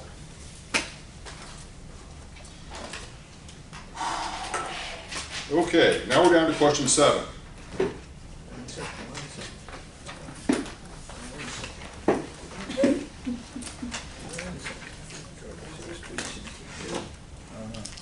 We're gonna be out here by like 10 o'clock. Oh no, trust me, we got other stuff planned. Okay. All right, so amortization of loan points. So one of the things that happens is that whenever you get a mortgage loan, you typically have to pay upfront sort of what are called loan origination fees or discount fees or points. You call it a whole bunch of different things. But in essence, what those are basically upfront charges that you pay to the bank, in essence, for the privilege of borrowing their money. And this is above and beyond whatever interest rate that you may be charged on the loan. So in normal circumstances, these loan origination fees or loan points are really meant to be kind of, the fees for the processing of the loan and, taking care of all the upfront, work associated with getting that loan. Now, in most instances, it's going to be based upon a percentage of the actual loan amount that you receive. So let's just say we have a $10 million loan, and the loan points or the loan origination fees are going to be 2% of that. So 2% or 0.02. So the loan points, percent, 2%, just so that we don't screw up anything. So 10 million times 2%. So $200,000 in actual loan points, dollar amount, would be paid to the lender up front for the privilege of being able to borrow this money from them. Does that make sense? Yes or no? Okay. Now, those of you that took the real estate finance class, we talked more about, well, how does that affect our effective cost of borrowing and our, lender's yield and all that sort of stuff. That's not what we're concerned with in this class. What we're concerned with in this class is how do we deal with this for tax purposes, okay? And how does it get sort of allocated? Now, this is a dollar amount that we pay upfront whenever we get the loan, okay? In other words, we're in essence writing a check, or it's being deducted to a certain extent maybe from what we're borrowing, but at the end of the day, it's an out-of-pocket expense whenever we get the loan. Yes? Yep. Mm-hmm. Okay? But the IRS doesn't see it that way. The IRS sees this as this is something that you have paid up front. They're sort of almost seeing it almost kind of like prepaid interest, even though that's not really what it is, but they're sort of looking at it kind of like that. And they're saying you get the benefit of this for income tax purposes, but you don't get all of the benefit up front, meaning you have to amortize it over the life of the loan, okay? So in this case, if the loan term is for 5 years. This is purely for tax purposes, right? Yes. If the loan term is 5 years, what you're going to have to do is to take that $200,000 and divide it by 5 years. So $200,000 divided by 5, and that's going to give you $40,000 per year to amortize the loan points. Oops. Okay? For 5 years. Okay? Now, once again, this is where I'm talking about tax world, not real world. Okay? So the IRS just simply says, this is a loan that you've received. The loan term is for 5 years. You've paid this $200,000 up front, but you're getting the benefit of that loan for 5 years. Therefore, those upfront loan points or charges that you paid are going to be allocated over that 5-year term. Does that make sense? Yes or no? Yeah. Okay? Any questions on that? Once again, purely for tax reasons. This is, you're depreciating $40,000 each year. Where You're writing off $40,000 each year off of the $200,000 that you spent up front. This was an actual upfront cash expenditure, but for tax purposes, you only get $40,000 worth of a write-off each year for 5 years. What if it's a short-term loan, like a hard money or something? Then you write off over whatever that loan term is. If it's like a 2-year-long loan, then you write off over 2 years. The main reason for amortization, what is it? I mean, just getting into accounting, not into real estate, sorry. Well, it's meant to try to represent reality in the sense of the benefit received for whatever it was that was acquired. So in the case of the loan, You're going to use it during 5 years. it's going to be a 5-year loan, so this money you're paying up front for it, we're basically saying you just simply have to allocate it over the life of the loan. I mean, we're just saying that that's the benefit that's being received from having done that. You shouldn't have to in essence, or well, for tax purposes, they don't want you receiving that much of a tax benefit in year one, they want you to allocate it over the life of that loan. Now, for the purposes of depreciation for the building and for the property, the idea there is that each year that property is kind of going down in value, but it's meant to be a reflection, although it is a distorted reflection of reality of the benefit that's being received over the time period that that asset or that particular item is being put into service. Okay? But that increases your liability, obviously, during that particular year, because it's broken down. Right? So Well, yeah. In other words, you're gonna pay more in taxes in year one because of this. You know, you're not going to get the full benefit in year one. You're going to have to wait for 5 years to get the full benefit. Is this that section in the book where it said like in the 1980s, maybe this wasn't, I don't know. No, that's not what I was talking about. 'Cause if you could. We're not there yet. Not there. Question, Okay. one question. When I look at our closing statement, a HUD one, I see a whole bunch of stuff. Loan discount fee, loan origination fee, and somewhere in there it might say points. And the first time I looked at one, my accountant tell me, that's real points. So this is a 0-point loan. But there were 6 points. Detail on it. So do I add up, do I take all my points as one, or do I look for a line item saying points? Okay. Which I most likely won't see. And this is what I'm trying to lump everything into one thing. Loan origination fees, loan points, loan discount fees, all of those get compressed into what the IRS refers to as basically loan points. Okay? Because in essence, they're all fees that are paid to the lender up front at the time the loan is originated. And in the real estate finance class, we sort of talk about that. That is one of the many ways the lender can make more money. They can charge, in one sense, it is prepaid interest. And it is in the sense that it's a way that the lender is receiving that much more money from you above and beyond whatever the stated interest rate is on the loan. And without you knowing actually that you're paying more.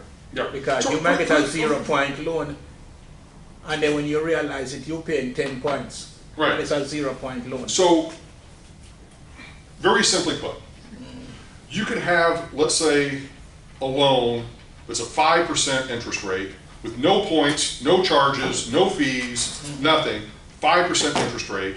That lender will have a yield of 5%. Or you could have a lender saying, yeah, you're going to have a 5% interest rate on the loan, but we're going to charge you all of these points, loan origination fees, discount points, other things. Application. And by the time everything is said and done, that may be, potentially hundreds or thousands of dollars. And in essence, if then you were to convert that into sort of a percentage relative to the interest rate, it could mean instead of paying really that 5%, you're paying maybe 8 or 9 or 10% effective interest, depending on how long you own the property and so forth, so on. And those calculations we do in the real estate finance course. But in this course, we're not concerned with that. We're only concerned with, in essence, what is the allocation that we have to have for income tax purposes. Okay? Questions?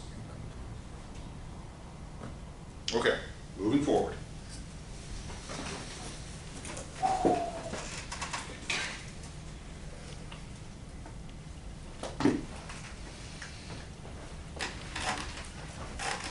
All right, now let's take a look at before tax, sort of levered cash flow.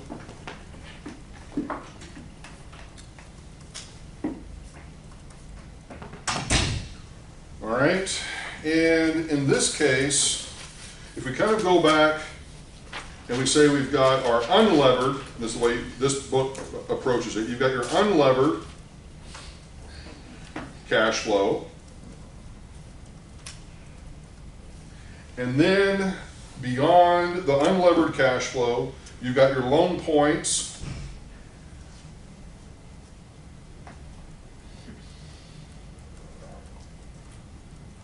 That you pay. And you have your interest payment for that year, which we're going to talk about.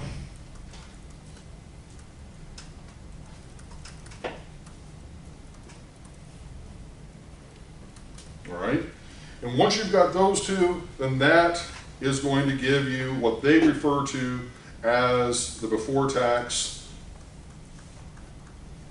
levered cash flow. Okay, so here, anybody, I can try to jump back to it, but what was our before tax levered cash flow in our little example that we did?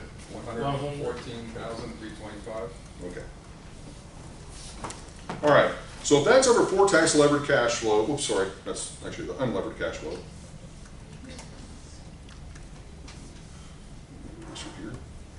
Okay, so we get the 114,325, and then we're going to subtract out whatever loan points that we've got. And in this case, that's not a bad number to be subtracting out, so we say 40,000 in loan points, and then whatever our interest payment is, and that's going to give us our before tax levered cash flow. Okay, so what this is opening up for us to talk about is the interest payment that gets deducted. Yep. I know we already went over it, but can you just explain unlevered and levered again? It's the last line item on this sheet. Okay, the very last thing we calculated. It's just whatever money you have left over after you have paid all of your operating expenses and after you have paid out of cash your tenant improvements, leasing commissions, and capital expenditures. the difference And between know levered that. and unlevered is what I mean. Yeah, it's Levered just a means property without without without a mortgage. Oh, okay, gotcha. So it's just unlevered. So unlevered, yes, unlevered means this is before we take into Unlevered is account not the loan. anything dealing with the loan. Got it. Okay? Whereas levered means we have some sort of impact that the loan is going to have on our cash flow. And in this case, the two components, if you will, of the loan are the loan points that we paid up front and whatever benefit, well, in this case, we're subtracting out, but the interest portion of the payment on the loan that we get benefit from. So in other words, the two tax benefits that we receive are from basically the loan points and interest payment. And in this case, on the unlevered cash flow versus the levered cash flow, is we are simply subtracting out the loan points and we're subtracting out the interest payment. Got it. Got it. Okay? So the basically levered is just basically saying after you're factoring in the loan. That's Right. it. Okay, now let's talk about the interest payment. I'm going to try to come up with a realistic example so that it's the numbers are reasonable. So let's just say I make it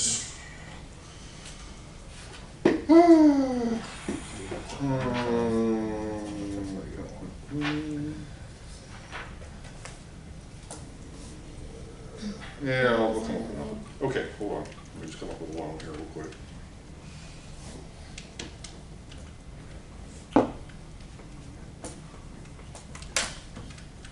As I'm making up the problem on the fly, I want to make sure it works. Okay, so let's just say, how long, we said, how long of a loan term, 5 years? Okay, and 5% interest rate for fun, and the payment, I don't know where. 1,000. Okay, Well, I think it's 3.5. so I'm gonna go with Exactly, bro. Oh, he's on asleep. basically a $2 million loan. So in this case, we can do this a couple different ways. One way is we can assume the interest is paid on an annual basis, and for the purposes of this, we can do it that way. So we can say one payment per year, and then clear everything out. Put in $2 million as our loan amount or our present value. Put in 5% as our interest rate.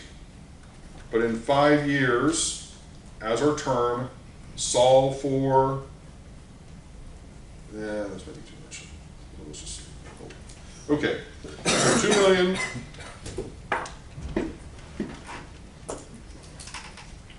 Present value, 5% interest rate, 5-year term, payment.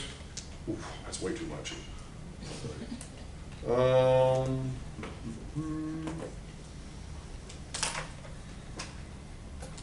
Aren't loans usually more, amortized of 30 instead of 5-year term? Yeah,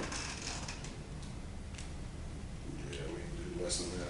So let's go with, sorry, it's one of the problems of making up this thing on the fly. Let's go with 800,000. See what that does for us.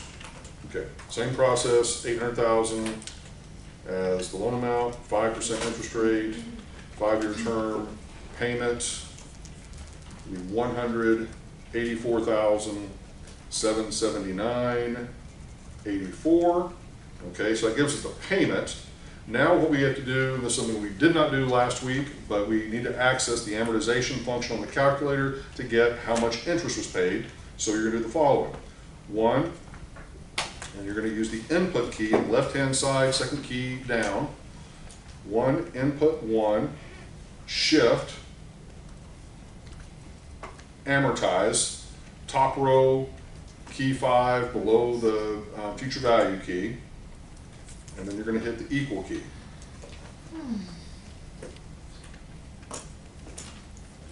Then you're going to hit the equal key again,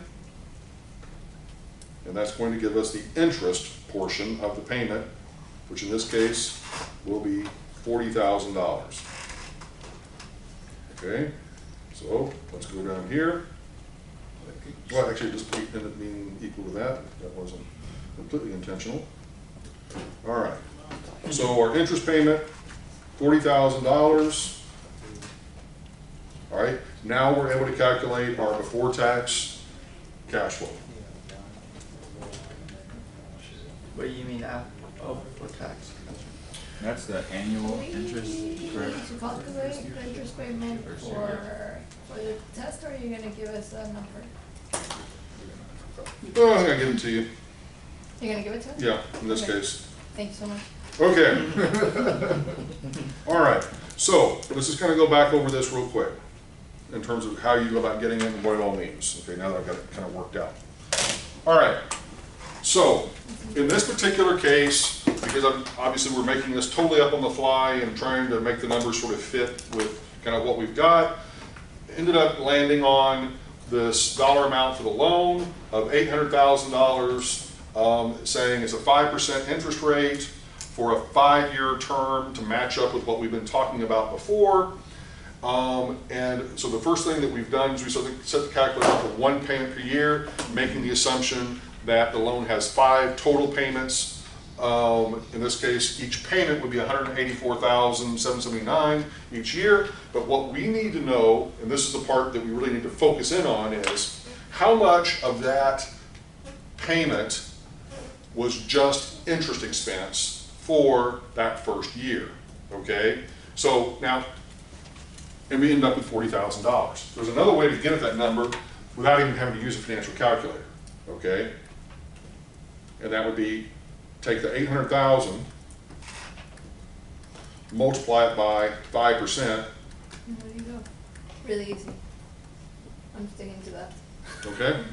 Well, sometimes you can use that, sometimes you can't, because in this case, it is annual, not monthly, and we're also doing it for the first year. Okay? All right? Questions? Yeah, it has to do regarding the calculator because I'm new on using this. Where's the input and where's the amortization? Okay, once again, the input key, Oh, first I see it, column, I see it. 2 keys down, Yeah. and the amortization is underneath the future value key, top row, 5th key Yeah. over. Okay, awesome. Thank you. Okay? And once again, a lot of that will, once you kind of work through those 2 handouts I gave you for number 3 and number 4, those 2 big handouts last week, that walks you through how to use the financial calculator and get you up to speed on that. And I would highly recommend that you work through all the problems in those before next week. So that way you kind of come in and we'll be able to really jump into this, okay? All right. So that gets us basically, in this case, through question number 8 on the quiz, before tax levered cash flow. Okay? Make sense? Any questions on that? Nope. Okay. Final 2 questions on the quiz.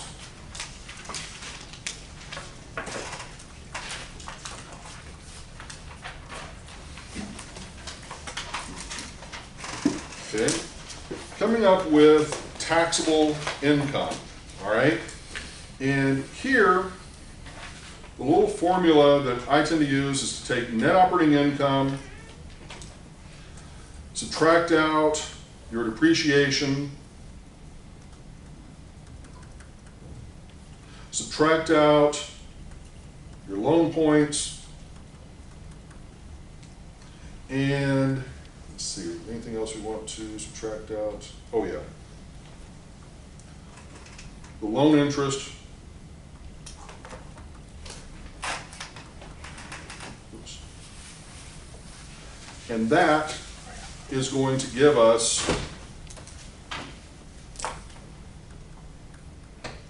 taxable income. Okay? Now this is a little bit different than the book, not that much, but a little bit different, actually sort of abbreviated, but also it really gets at the heart of what we really need to calculate. They kind of expand it out and make it a little bit more probably complex than it needs to be. This is just as accurate, just as appropriate. So, for the purposes of calculating, once again, I cannot draw a more defined line under this. Taxable income, okay? What we've got to do is we've got to take our net operating income the property has from that net operating income, because that is a real number. That is a real dollar amount that we have calculated and come up with without any tax nonsense, okay? So that number, then from that is where we then subtract out depreciation, we then subtract out our loan points, we then subtract out the interest for that year on the loan, and then that is where our taxable income comes from that we then pay income tax on. Does that make sense? Yes or no? Okay? What if you reinvest it immediately into the property? Well, in terms of basically making repairs, maintenance, Yeah, other things, yeah, then you can basically minimize or eliminate your taxable income. And that's what a lot of people try to do. With the depreciation. With the depreciation, but then also up before net operating income, you've spent more on maintaining the property to try to minimize this number. And just depreciation, does that include like the furniture and stuff that you have in like cabinets or whatever you have in the? Potentially, yes. Okay. Depending on how detailed you want to get. Okay, let's do this. I can tell people are getting really weary-eyed. Take a break, come back at 10. So you got 8 minutes. Make it quick. Run, sprint. Do what you gotta do.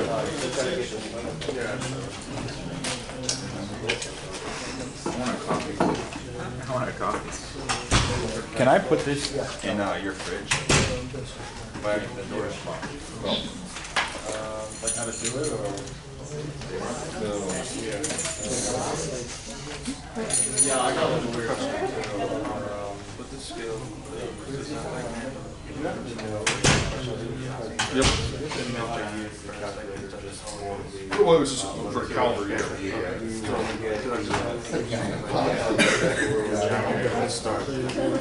It does. No, 11.5. So we have 11.5 months of depreciation, 10.5 months, 9.5, 8.5, all the way down to only a half a month if you put it in service in December. Just meaning that you only get that much for tax benefit, depending on how long. Yeah, so you gotta say that a lot of the loan is 5 years. Maybe on the Right. So if it was more than 1 year. Yeah, then you really need to use the, yeah. good. So now you put in Put out a whiskey, these Irish. now you're gonna solve the PMT. Yeah, I need one of those. It's pretty good. Now, They say healthier, more. I'm getting on that. And the coffee cup, just put a Red Bull. Awesome way to do it. Yeah, that should probably be a lot more. That's not from the cup. now, tell them That's from the proper year 12 one, whiskey thing. the end of year And what a good name, yeah, that marks your proper Okay. 12-year proper. Yeah, you don't have to do that because you're already set that way. Like, Okay, go ahead. One, and then shift. interest payment that you And then payment for your, so you get the payment key. I think it's a proper 12, right? Shift, clear all, Yeah, 'cause make sure it's set correctly. Oh, no, shift, clear all. say it to yourself. And that means- And now 800,000, In fair That house. 10 present years, value, that's top row, third key. I think Yep. there's something going on with that. 5, It needs to be in the the interest rate, top row, second key, a certain amount of time, and then it starts. right? It doesn't count from day one. And then it starts at 12. Should. I didn't know that, I thought it was like you put it in the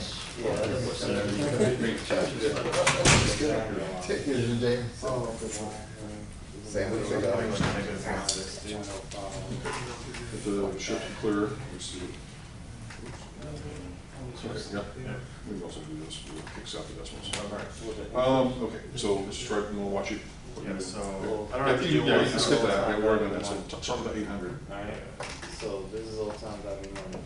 Time, interest, today's value, the payment, Yep. future, and then 5% is extra, so get 5, so straight top row, second key. You know what? Yep. It's really Yeah. nice. Number 5, term, and then shift, and And that's then now it's a payment key. to do on a second Yep. half. Like I could just like. This is always shift, right? Yep, And this is what, like? that is another shift, but it's for the something below. Okay. Sounds like you're crazy. Cause I used to. Yeah, I was just missing like that stuff. We're doing fine. Survive. Okay, good. Yeah, I was using this kind of way, I get used to. What does non-recourse? Non-recourse means that the bank can't come after you personally for the loan, whereas recourse means they can come after you personally. Like if you default on a loan. Okay, but isn't that under like an LLC usually? Anyway? Well, it totally depends on how you have it structured. In many cases, what a bank will require is a personal guarantee if it's a recourse loan, meaning that if something goes bad with the property in the sense that you're not able to pay the mortgage payment, then they can come after you or potentially other assets that you own to get basically payment. Whereas if it's a non-recourse note, the only thing they can do is potentially take possession of that particular property and get satisfaction from selling that property or the income from the property. And does that affect like a term sheet or like a? Absolutely. Yeah, right. Because, I mean, in a perfect world, you as an investor or developer, whoever, you would prefer all day and all night to have non-recourse financing, meaning they can't come after you. Whereas the lender would prefer just the opposite. You know, they want to get their money, and they want to get their money however they can get their money, so in the event that something does blow up, that they can come after whatever assets that you may have. Now, depending on how you have your assets structured, you know, legally, it may preclude them from being able to get those other assets. But, you know, without those sort of legal entities or legal protection, then it makes it much easier for them to actually get those. Okay. That helps. That helps a lot. Okay. Open conversation. Professor, I'm Thursday I'm night, gonna ask I was this like, question. Does real estate accounting have goodwill? To a certain extent, I mean, yeah, you could, I mean, in terms of like the valuation of the property itself. Yeah, like when Yeah. you buy a company, when you have goodwill. Yeah, I mean, theoretically, yeah, you can have a property that maybe, and it would probably be associated with less of an income producing property and more with some, I'm just trying to think off the top of my head, something abstract, but maybe like you own a piece of land and maybe you have some piece of artwork on the land or something that doesn't inherently generate value, but yet because of that artwork or statue or whatever, there could be some goodwill, you know, attached to that in terms of a value. So it won't account if I overpay per se like a company. It won't. So you say you can do the, In what context are you trying to? Well, I remember my finance and accounting. Well, I understand what goodwill is, but I mean. No. I'm just saying like say I'm in a bidding war for a Right. property Yeah. and I end up overpaying for it. Basically, you're trying to buy a trophy property. Is that what you're trying to get out of it? Maybe like. in whatever type of scenario. Like That maybe you're trying to buy something that inherently you're overpaying for it because you believe that there's some other sort of Because intrinsic value to owning that property, of being able to sort of say, I own this property, you know, and that maybe there's some hidden value there. Or I get captured in the passion of just the bidding war. You have to like pay taxes on it. I don't know. Like, can I do a goodwill adjustment?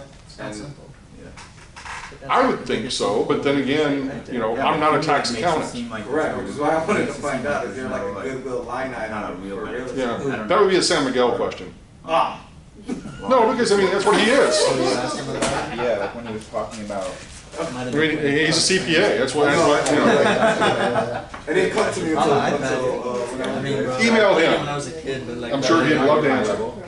Yeah, sure. Yes, sir. I don't mention this, but I have friends in Pine Place this year. Like saying, why? And they tell me that. Yeah, the handout screen board that you got last week. Once I got this iPhone. Yeah, and this has a lot of background.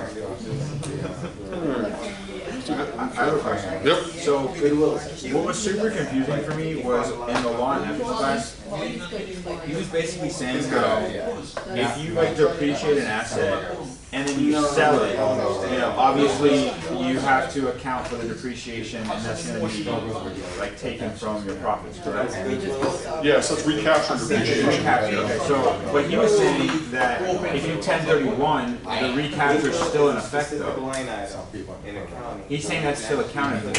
Like there's like you can't like there's still, I don't know how to explain it. No. I have not thought about it in that context. Because he's saying there's a tax liability, like. Yep. And then when you 1031, under my impression, it was that no matter what, the proceeds, the 1031 allow you to take the depreciation and all the profit that you made in equity and roll it in. That's an excellent question. I have never honestly thought about the context of recapture depreciation with respect to the 1031. I've always just thought about it as just purely the capital gain aspect. I thought the whole reason that 1031 was so that you avoid the recapture. Well, you definitely avoid the capital gain. Yeah. That's the whole point, but as far as the recapture piece, I don't know. I've never been asked that question before. Yeah, because when he told me that, I was like, Yeah, I want to investigate that one a little bit, because that, I'm not 100% sure. It keeps you super focused. I can see it potentially going either way, but I kind of sort of think, because the whole purpose, the 1031 exchange, it's section 1031 of the IRS tax code, and it's something that is, once again, purely a tax deferral mechanism. Yeah, it is, but there's a very good chance that, that recapture depreciation may not be, maybe you can't avoid. Because I've always thought of 1031 exchanges, the only context I've ever thought of them in was purely from the standpoint of avoiding capital gains, not from recapture depreciation perspective. So that one I really need to look at. I just don't know. So you're going to go over the cost of it would make sense then to like minimize your depreciation. Well, of course, yeah, and if that's the case, yes. Because like the business model that I want to like somehow adopt in the future would be like to buy undervalued assets, increase them, and 1031 out, and then just roll it and just keep doing that. But then he was saying you're going to get caught there because that's a very I don't know, and I'm gonna have to. I'm honestly gonna have to sort of think about that one for a while, because I've never thought of it in context. It's a new one. 30 years of teaching this, I've never been faced with that one. So, okay. Let's see. So the borrower is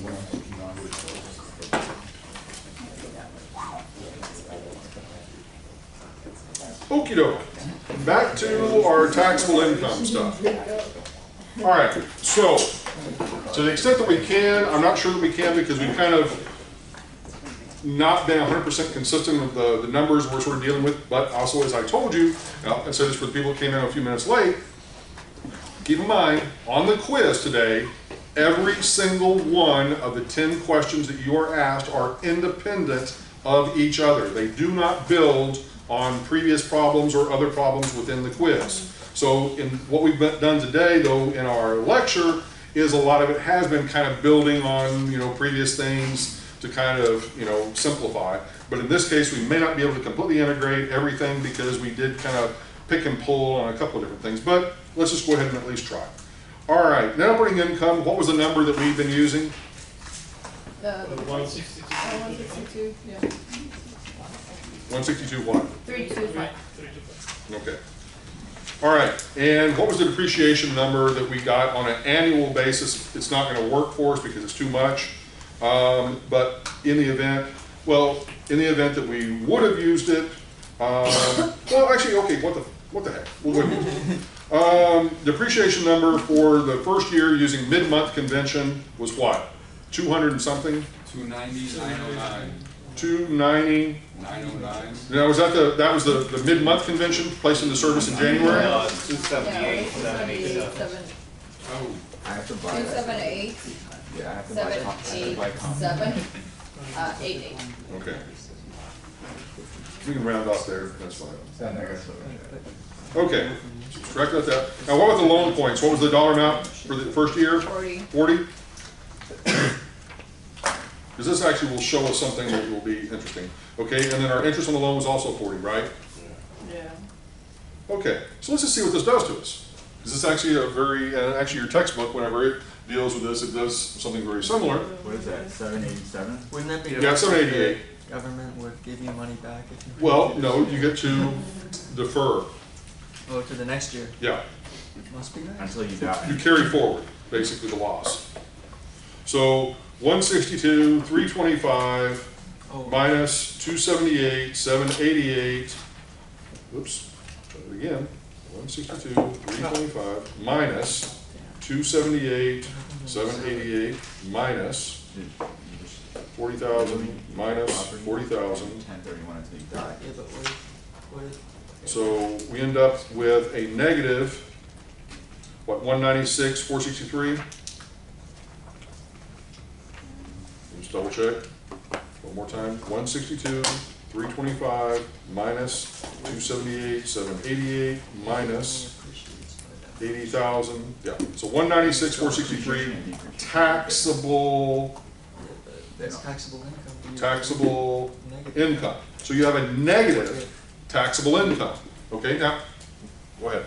I'm sorry, no, go ahead. Okay, so you've got a negative taxable income. So what that means is that you would not be paying any income tax on this property for that year. But does that mean that you are released from paying tax liability for subsequent years? No. What it does mean, though, is that this taxable income, and in essence, once we calculate what the actual tax payment would have been based upon the tax rate associated with this, you would in essence be able to carry forward that loss into future years, okay, to offset other income that the property would generate in future years. Now, there are a few caveats here. One, this can't be passive income, okay? It has to be active income. You have to be considered to be an active real estate investor. You can't be a passive real estate investor. Now, what does that mean? What that typically means is that you are actively involved in the day-to-day operations, management, oversight of this property, okay? Not necessarily hiring out a property manager to take care of everything, okay? And if that's the case, it seems more as passive income, okay? So this is a very murky part of the law as it deals with this, because here's what the IRS doesn't want to have, or they're trying to potentially avoid, is they know you can structure a real estate investment to not make money. And they know that you can structure it in such a way to try to defer income into future years. People do it all the time, okay?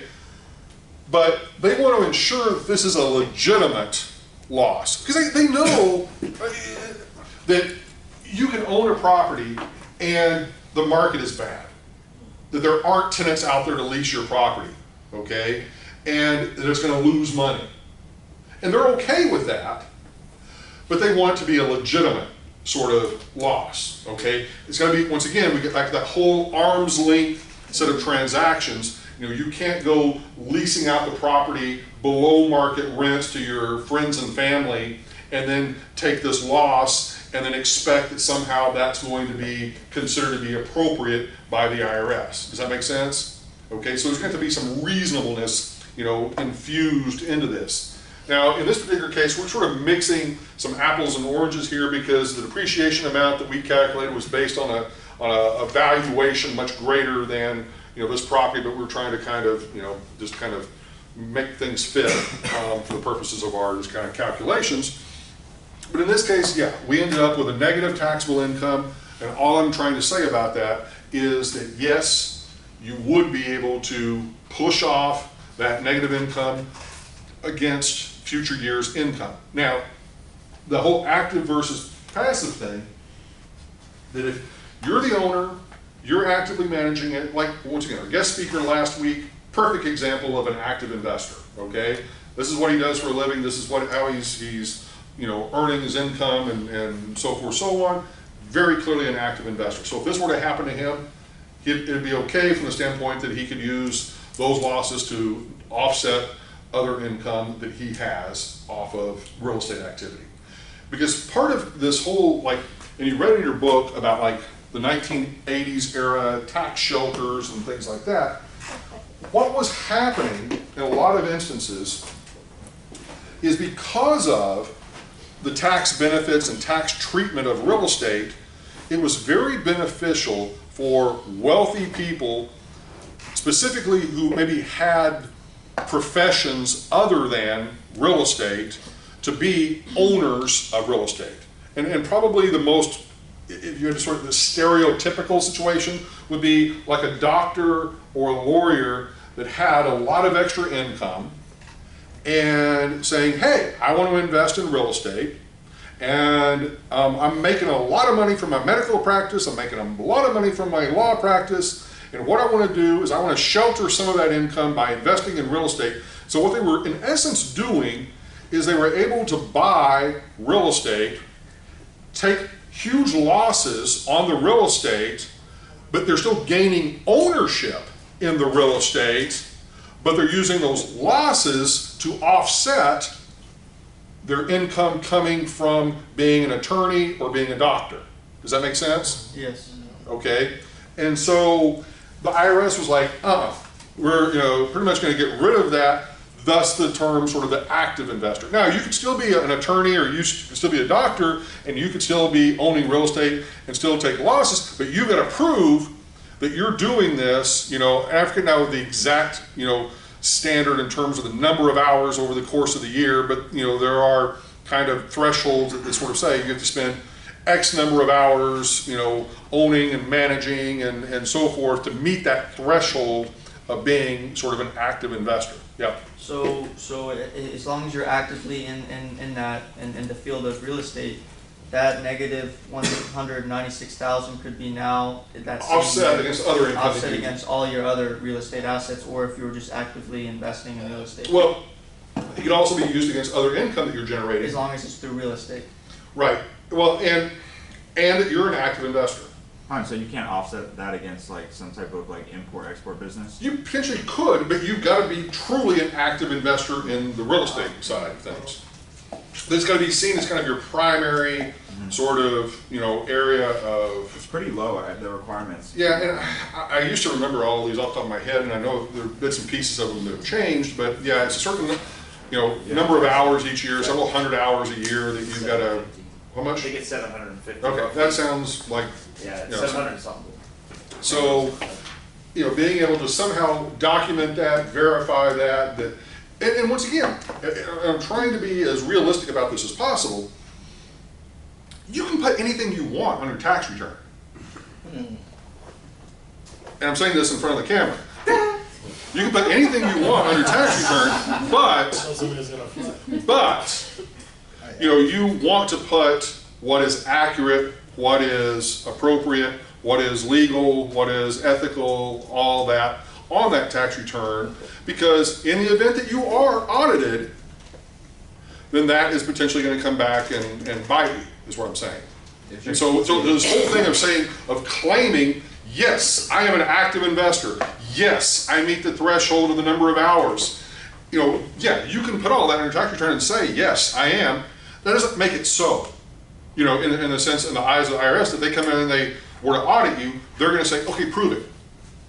Show me the documentation that proves that you are an active investor, that proves these are legitimate tax losses, that are arm's length transactions, because here's the thing. The IRS hires all sorts of data analytics kind of people. And they constantly, whenever they are, especially now that virtually everything is automated and processed electronically, they're looking for exceptions. They're looking for the outliers. They're looking for the unusual, okay? And anything that just sort of pops up, whoop, you know, danger, danger, you know, kind of, this is, you know, not normal sort of tax return kind of fodder, that's going to trigger an audit. Okay, does that make sense? So, you know, as long as you're playing within the normal parameters of the law and not necessarily going out there on a limb, unless you are really 100% confident that you are doing the right and appropriate thing, you just be careful about that. That's all I'm saying. Okay, question? The rollover factor on the negative loss, is that infinity, or did that? No, I think you're limited for a certain number of years. It's been out once in a while. I want to say it's like 10 years maybe, or something like that. You can carry it. Yeah, that you can carry it forward. Probably if you Google limitation of carryover of tax losses, it'll probably pop up the number of years that it can be done.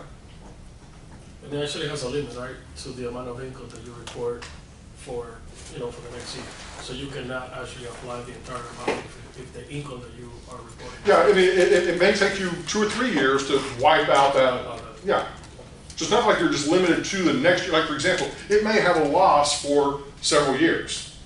But then once again, that's going to probably be a trigger for the IRS to say, what's going on here? Why are you carrying something else? You know, why are you continuing to own this property if it's losing this much money?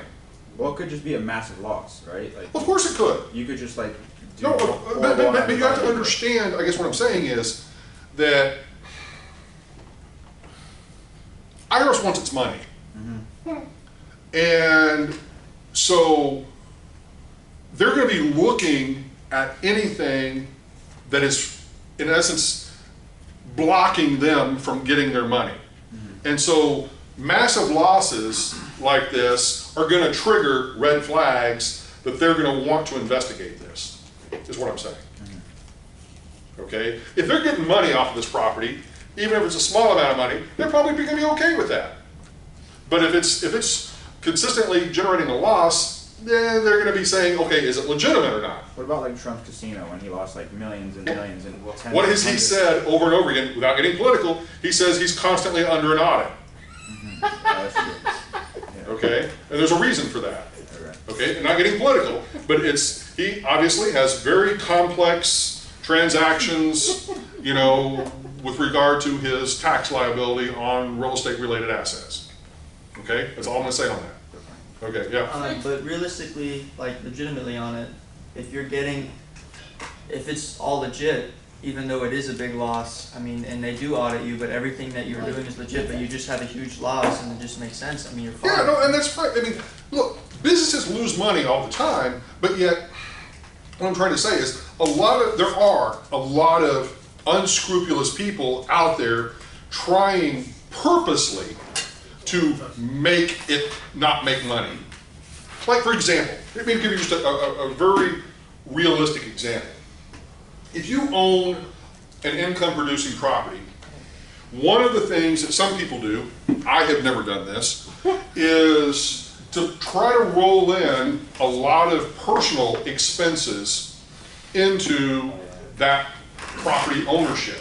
For example, I want to have my car paid for by the real estate. So I want to have a company car associated with that real estate. And so I'm driving around town in my car, basically being paid for exclusively out of that real estate property. And the justification is I've got to constantly go check up on all my property ownership. And so I've got to have a way of getting there, so I'm going to put that car in there. But I also probably use that car for other things other than checking up on my property, okay?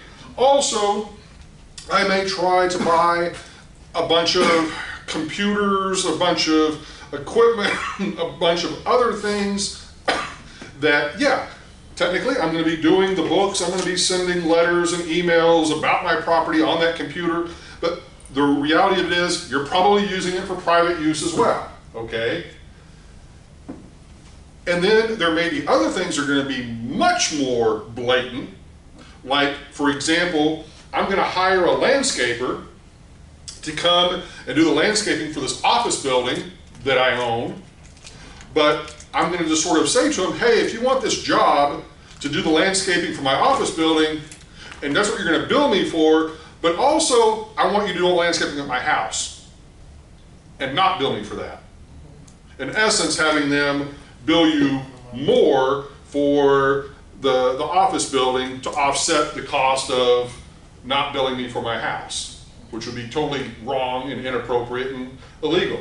In other words, the point that I'm trying to make is there's a lot of ways that people illegitimately try to roll in all sorts of personal expenses, you know, for the, or for example, or even the more grossly kind of, you know, is to put people in your family on the payroll that aren't doing anything. I mean, for many years, you know, you have people putting their kids on the payroll and saying, well, little Johnny and Susie are on the payroll, and it's being paid out of basically the rental revenue, and they're not doing anything at all. It's basically your way of paying them an allowance and being able to deduct it. You know, I mean, my point, I guess, with all of this is that there are a lot of people who go to extreme lengths to try to spend as much money out of the income a property is generating to lower this number to as low as possible and to keep this number as low or negative as possible. And so the point that I guess I'm trying to make is the IRS legitimately looks into it. What's the percentage on the taxable income? Well, it depends on what specific, what marginal tax rate category you fall into. The kind of the standard normal one that we end up using most of the time is like 28%. But that is only the marginal tax rate. If you have an income below us, and it changes virtually every year, okay? In terms, like for example, if we were to Google right now, you know, 2019 marginal tax rates, just see if we can.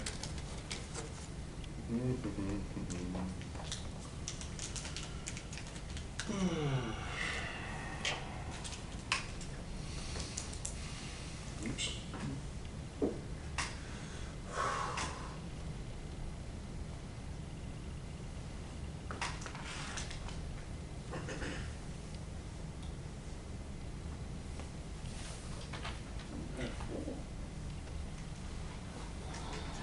Okay, so here, just to kind of give you perspective, you can see this. So, unmarried individuals, taxable income, basically over $0 up to $9,700, your tax rate's 10%. Okay? If you're between $9,700 and basically $39,000, your tax rate is 12%. If you're above $39,475 up to $84,000 is 22%. If you're above $84,000 up to $160,000 is 24%. If you're above $160,000 up to $204,000, it's 32%. And if it's beyond $284,000, it's 35%. Okay? Now, another thing to sort of point out here, and this is where a lot of people do get confused. These are marginal tax rates, which what that means is it's not that your entire, like for example, if you earned $100,000 a year, while your marginal tax rate is 24%, that does not mean that the entire $100,000 that you made is taxed at 24%. What that means is the first $9,700 is taxed at 10%. The difference between those two is taxed at 12%. The difference between those two is taxed at 22%, and it's only the amount above and beyond the 84,000 to the 100,000 that's taxed at 24%. But yet the next dollar that you earn would be taxed at the 24%. Does that make sense? Yes or no? Being taxed on the next dollar. Yeah. Yes. That's why it's called marginal tax rate. It's like whatever the next dollar of income that you earn, that would be the tax rate. So what your average tax rate is something different. That would be to take into account all of those, compress it down, and what you'd probably find is your average tax rate might be somewhere in the teens, like 17, 18% by the time all of it's kind of, the weighted average is basically compressed in there. Does that make sense? Yep. Isn't it right? And then you can also see how it differs, that if you're filing this is for unmarried, but if you're filing married versus head of household. And in essence, head of household obviously has, kids and whatever else, sort of thrown in there. But the point is, this changes every single year.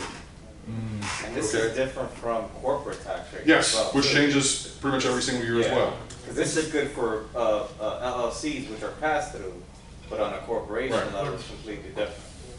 On the corporate, is it also the same? $6. Yeah. Yeah, no, It's the same, not once again, different rates, Google but it. it's the same. Google corporate marginal tax rate, and you'll find same kind of thing. It's Okay? the same Isn't rental function, income treated different? different brackets. Yep. I'm sorry. Rental income is treated different. Okay. Rental income is treated as ordinary income, which would be taxed at whatever the appropriate marginal tax rate is. However, part of the whole thing of the income statement that like we produced, what we are in many cases are trying to do is we are trying to minimize obviously the net operating income, minimize our unlevered cash flow, all that sort of stuff. We're trying to minimize that because ultimately that is going to minimize our tax liability. And so that this whole thing of what I was just talking about with respect to people trying to include all sorts of additional personal expenses, in the income statement for a property that they own to be able to minimize the overall income that generates so that it minimizes tax liability. That is what I was saying that, obviously number one, you shouldn't do it. It's illegal, but yet at the same time, people are doing that sort of thing, and it's, ultimately they may or may not get caught. So for some stuff, you want the NOI to be high, but for Well, tax okay, you want the NOI to be high whenever you go to sell a property. Yes. Because then you want to show the world How much money? how much money this property is earning.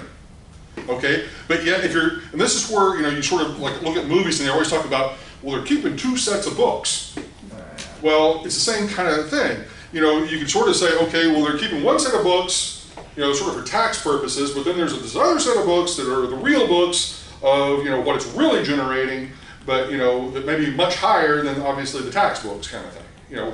Totally illegal, totally wrong, but yet that's, what we're sort of articulating. Now, all right. There's a push and pull then. Yeah, I mean, but legitimately, if you're just simply doing what is legitimate, normal behavior, it's not going to be an issue, it's not going to be a problem. But everyone wants to minimize their tax liability, so people are always looking for ways to do that. Like, one of the other ones that typically gets used is, let's say you own multiple properties, okay? Let's say you have a portfolio of 10 properties.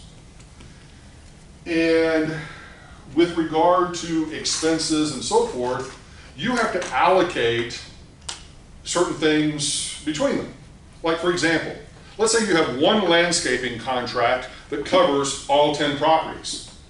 But yet each property is maybe different in size, okay? So if you just simply allocated it based on, here's my overall landscaping contract of $100,000, so I'm allocating $10,000 to each property. Some properties are benefiting, some properties are not, based just purely on the difference in the size of those properties. Same sort of thing would be true in terms of management expense. If you have one management company that's basically managing all 10 properties, some properties don't require any management. That maybe it's a single tenant that's been there for 30 years and they never ring your phone, ever. versus you got another property, maybe it has 15 or 20 tenants, that your phone's ringing off the hook 24 hours a day, 7 days a week, constantly requiring, you know, assistance and so forth.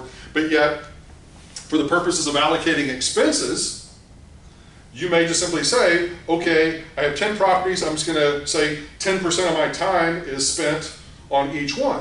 Well, you're saying, okay, who cares? Well, the part of the who cares does come into play whenever you go to try potentially, if you want to sell one of these properties, is that net operating income number truly accurate if you've been kind of futzing around with basically how you're going about allocating expenses across properties? Does that make sense? Okay, so if I had to say the moral of the story is to try to be as accurate as you possibly can with respect to each individual property and in terms of how you go about allocating expenses and having those expenses be legitimate and so forth, so on, because at the end of the day, you may have to end up being audited and have to defend whatever it is that you've done, and you don't inherently want to land in prison, okay? Or have to pay huge, massive fines that you maybe can't afford, okay? All right, questions? All right, moving forward. I have a question. What's the, like, what do you use the before tax levered cash flow or the unlevered cash flow? Okay, one more time. What do you really use the unlevered cash flow number for? It's just, that's just simply telling you, that is how much money that technically you would have in your bank account at the end of the year after you have paid for everything you've paid for, with the exception of your loan. No. Okay, and before taxes. With debt. I mean, one's that the other one's paid. Right. With debt. Okay. And you know, like I said, everybody is looking at different things, but yeah, it's the money that you really have sitting in your bank account after all the bills have been paid, with the exception of your loan and exception of your income tax. Okay? All right, moving forward. Go backwards. Let's see here. There we go. All right. And the last little quizzy question is after-tax cash flow.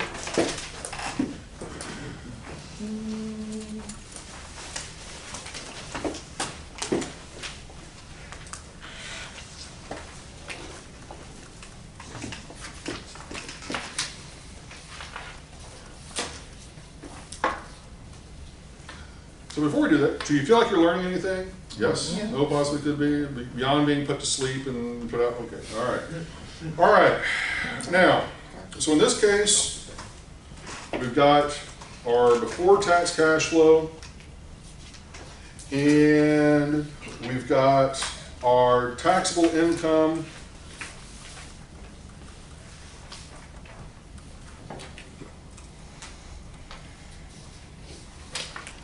and we've got our marginal tax rate,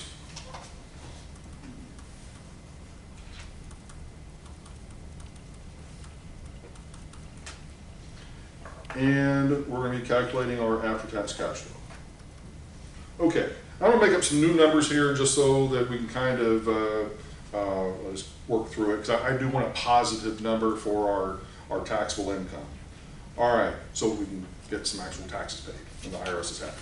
Okay, so let's just say, for fun, that our before tax cash flow was $100,000. Okay, just sorry. The before tax cash flow would be the levered. Unlevered. Unlevered. Okay. Well, I'm sorry, levered. Levered. Levered? Yeah.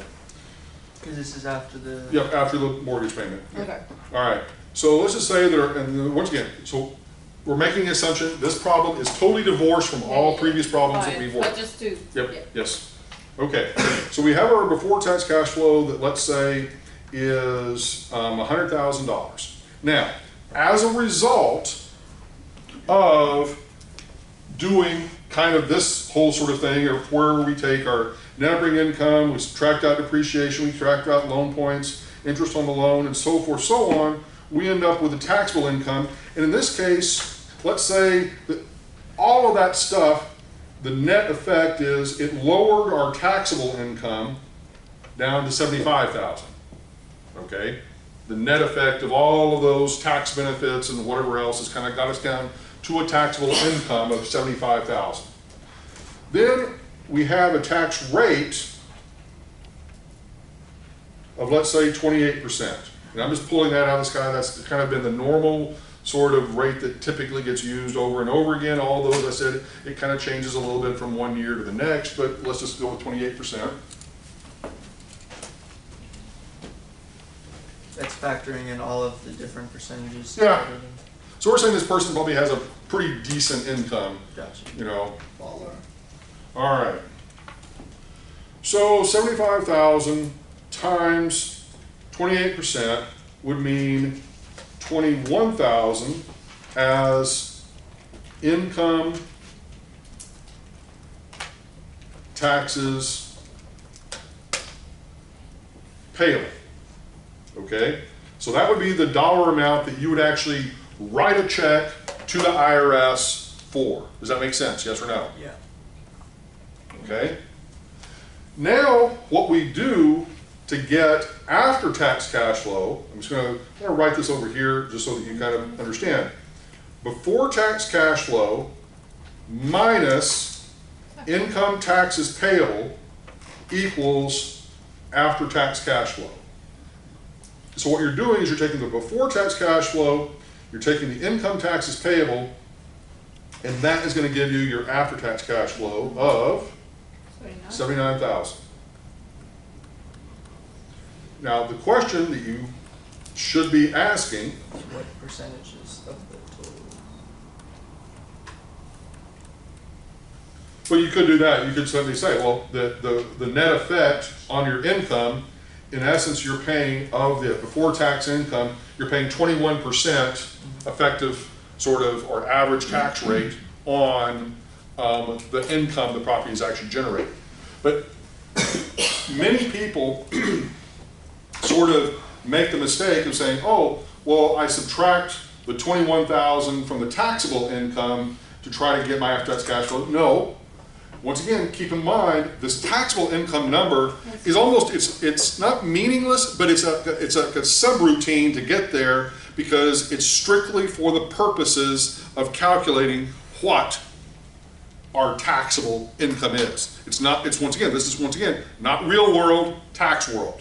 Okay, so the tax world is telling us our income is 75,000, even though our real income was 100,000, but because of the tax benefit we're getting, it lowers it down a little bit. Okay, makes sense, everybody? And so therefore we subtract the 21,000 from the before tax cash flow, giving us our after tax cash flow. Okay, are we good? Okay. Okay, that gets us through the questions on the quiz. Now, we have basically, let's say about 30, 45 minutes. I'm going to let you start the quiz at 11:15, okay? So I'm going to give you a little bit more time than last time. So at this point, now we're going to open it up to questions, okay? And we're going to talk about some of the other things I know that some of you want to talk about, all right? So let's just start with questions. As far as the what he was saying earlier, like the depreciation over the 27.5 years, I know there's a way of doing it over 5 years or something like that. Right. If you take a look at your text, one of the things that they talked about was shorter depreciation terms for like tenant improvements and capital expenditures, okay? And basically saying, okay, that you can allocate those expenditures over maybe the life of the tenant or over the life of potentially how long you expect those improvements to last, okay? And in some cases, it's dictated by tax law, okay? With respect to, like, certain items will have maybe like a 3-year life, whereas other items may have like a 7-year life or a 15-year life. And I will be the first to admit, I mean, literally you can go, we can actually look it up, but you can basically go in and you can sort of say, okay, what are the individual lifespans for these individual components? And if you want to get that in that level of specificity, you can. and sort of say, okay, this air conditioning unit has a lifespan of, let's say, 10 years, okay, you allocate or depreciate it over 10 years. But now, but here's the part that gets quirky. Whenever you buy a property, and all of that, let's say that you bought a property and every single thing had been updated and renewed, you know, so everything is brand new whenever you buy the property. Then your clock, if it's residential, your clock, you know, starts 27.5 years. Mm-hmm. All maybe updated stuff, mm-hmm. Okay? So everything in that property is going to be depreciated at 27.5 years. Mm-hmm. But, let's say you bought the property and then you put $100,000 worth of new stuff into that property in terms of new air conditioning system, new, you know, refrigerator, new lights, new carpet, new everything. What you could do is each of those individual items has a lifespan for tax purposes less than 27.5 years, meaning that you could make those expenditures and then, in essence, write those off at faster than 27.5 years because you're the one that's put them in, you're the one that's made the expenditure. Does that make sense? Yeah.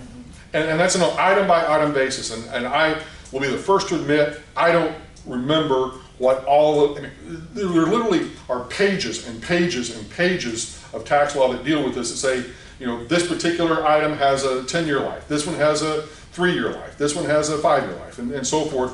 And a tax accountant is the one that's going to literally go through and kind of itemize each one of those things and say, okay, now we can create this depreciation schedule for each of these line items in addition to the overall depreciation of the property. So you have the overall appreciation of the 27.5, and then in addition, say you're going to have separate line items. And your book actually gets into this where they will break it out and sort of say, okay, you're going to have a line item for depreciation for tenant improvements, a line item of depreciation for capital expenditures.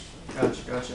But is that, when you're spending that $100,000 right off the bat, for tax purposes, that $100,000, is that also deducted, or is that only deducted for the It's only, once again, it's going to be amortized over the life of the asset. Gotcha. And then one other question is, as far as real estate perspective, buying a multifamily, are you assuming that it was set up in an LLC or corporate? Do you know if you have to pay self-employment taxes too, or is that because it's an investment you don't have to factor that in? I don't know. My recollection is you don't. Wouldn't it be if he's paying himself? Because it's an investment property, but if you're paying yourself a salary. I know you can set up an S corporation and then. Yeah, but I think it boils down to whether or not you're paying yourself a salary or you're somehow, whether it's being paid in the form of like a dividend or like an investment check. And then that will maybe dictate as to whether or not it's considered to be like a self-employment versus a just investment income. Because some people do pay themselves a salary. They simply say, okay, I'm going to pay myself a salary to manage this property. And if you do that, then you're technically, an employee. You're technically going to have to. But then I know you at that point it would be a corporation, so you have to pay. Obviously, if you set let's say it was $100,000, and you set yourself up $50,000 salary, you're paying self-employment, but the rest is dividends. So then for the corporation, it wouldn't make sense. And that's where it gets beyond the scope of whatever works best for your situation. Right. And you have to, at that point, it's the accountants. Right. Gotcha. That's an excellent San Miguel question. Okay. All right. Other questions for me? And I saw in the messenger, this guy bought a 5-property little building, standalone type. He lives in one, right? Rents the other 4. Right. How does that? It creates because I've had that situation, and it's not ideal because it's also a little fuzzy as to how you should and could deal with it. Because in one sense, it's your personal residence. And that has a different set of tax laws associated with it. And so you know, if it's a separate residence, and once again, there are gonna be weird ways for things to be triggered as to whether it's your personal residence or it's an investment. Like, let me tell you about a couple of them that are just kind of weird and funky. So let's say it's a building that has 5 units, as you described, but yet there's only 1 utility meter. Typical for a small building. If that's the case, it's going to be sort of viewed more probably as your personal residence, and it's almost like you're renting out rooms in your personal residence. You follow me? Yeah. I'm not saying absolutely positively that's going to be the case, but yet that's going to be one of the things that potentially is looked at, because you're paying the utility bill. It's just got 1 tax bill, 1 utility bill, 1 insurance bill, 1 landscaping bill, you know, so it looks like it is a single, you know, owner, single tenant that just is renting out rooms. Even if there are demising walls and, you know, whatever else that may be, you know, put up with different entrances, and that may not matter. It may just simply, once again, it looks like it's a single, you know, owner, single property. Whereas if you know, had a situation of where, yeah, you know, you have your unit, you pay your own utilities and so forth, and everybody else, they're on their own, and you know, everything, you know, it's more like almost like a townhome kind of situation, Yeah. then that is going to be, I think, a little bit easier to sort of separate and segment, you know, the difference. But that's what I'm saying, it gets murky, you know, and there's no guarantee that, let's put it this way, you're going to probably want to take the most conservative, I mean, to be safe, you know, as to, you know, calculate the taxes as if it was your single family residence, calculate the taxes as if it was, you know, just a pure investment property, and then probably pay the tax liability that's the higher of the two to potentially avoid any problems. Because there's nothing to be gained. I mean, yeah, you can sort of say, okay, maybe I can get away with this for a few years, but if all of a sudden you get audited and you get hit with all the, potentially the back taxes associated with that, I mean, that could be devastating depending on the dollar amounts associated with it. Yeah, I thought it was weird, like they're paying for your rent. Yeah, Or for you. no, a lot of people do it. It's not uncommon, you know, it's just that the tax liability associated with it and tax structure associated with it can get really murky and really complicated, because there are very different rules that apply to your personal residence. You know, if you have homesteading, you know, exemptions, you know, you've got issues of the, like, for example, if you sell your personal residence, you know, after you've owned it for a couple of years, you pretty much, you know, as long as you don't earn more than, let's say, $500,000 worth of capital gain, there's no tax on it at all. But if that was, like, here's the problem that a lot of people get into. Let me actually just, very real sort of scenario. Let's say that you own a house, I don't know, maybe it was, you bought it for $100,000 and now it's worth $500,000, so it's worth $500,000. So if you were to sell it, just, you know, $400,000 capital gain, okay? But because it's your personal residence, purely your personal residence, you go and you sell it, you scope out, and you're able to avoid paying capital gains tax on that $400,000 gain on the value of the home. But if you had rented out your home, like literally rented out because you moved, let's say that you moved to another state, another city, whatever, and you rent that house out until you can sell it. That conversion to that rental will screw you up, okay, in the sense that that converts that property from being personal residence, no longer homestead exemption, no longer those tax laws apply, now it's an investment property. And that investment property, if you sell it within 2 years of it, basically, you're not only going to pay capital gains on that $400,000 increment, you potentially are going to pay a higher capital gains tax rate than the normal lower capital gains tax rate, because it's viewed as being a property held exclusively for investment purposes, short-term investment, which has a higher tax liability. Okay, so something so simple, Yeah. so basic, as you moving out of your personal residence and then trying to make a little bit of extra, income on it while it's in the process of being sold can totally screw up. Well, once again, if you get caught, okay? And, obviously, there are, I'm sure, plenty of people that, try to figure out ways to get around that sort of thing. But, the IRS can come in and say, okay, whose utilities are the name in? Where's the mail going? Who is listed here as the resident of this property? Okay? When was the last time that you were physically here occupying this property? And so forth, so on. Can try to investigate that to get at, what really happened, because at the end of the day, they're trying to maximize the tax revenue that they can Can't collect. investigate physical occupancy. They can investigate virtually anything. You were just talking now, you said something if you're gonna sell it within 2 years, what do you mean? Well, okay, so the way the tax law is written for capital gains, there are sort of short-term capital gains and long-term capital gains. Short-term is basically less than a couple of years. And there's a different tax rate, and I can't remember just off the top of my head, what that tax rate, I think it's your ordinary income tax rate if it's sold for less than 2 years, and then if it's sold after 2 years, I wanna say it's like 20%. So better to hold on to Yeah. Yep. Isn't it like long-term, like over 12 months, no? Or? My recollection is over 2 years. Okay. And I'm not, here's the thing. All this constantly is changing. And we can look it up real quick. Somebody I Google think it. it's 2 years.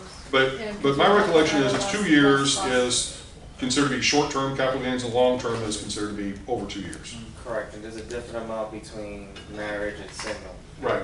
So that you have I think it's 500 on marriage and a half that on single. 250, yeah, for single. Okay? All right, other questions? Good. You had mentioned something about leasing commissions. Yep. Trying to find it. Yep. Could you just touch So on base leasing commissions are calculated. We went over this, a little bit last week, and we'll talk a little bit about it today. But leasing commissions are based typically on the entire term of the lease,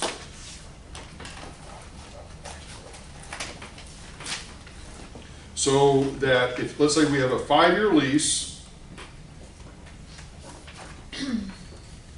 and it's the lease amount each year, $100,000 per year. So that would be a value of $500,000 for that lease, and if the leasing commission were basically 2% of that,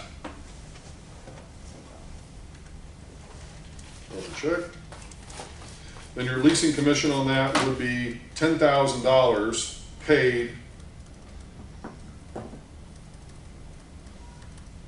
up front. Okay, does that make sense? I'm trying to remember, is that what a tenant would pay for leasing the property? Not the tenant, the landlord, okay. The landlord is trying to get the property leased. The landlord is going to be the one responsible for paying whatever the leasing commission is. Okay. Not the tenant. Well, okay. If they have hired someone to find, they're a tenant rep. Okay. And so you as a tenant hire a tenant rep to go and find you space, then yes, you would be paying a leasing commission to potentially that tenant rep. But it also could very well be that the property owner will be the one potentially paying for that out of pocket. Yeah. But normally, and the thing that I made note of last week was the part that has always just, I don't know, just been a bug in my head about this is, and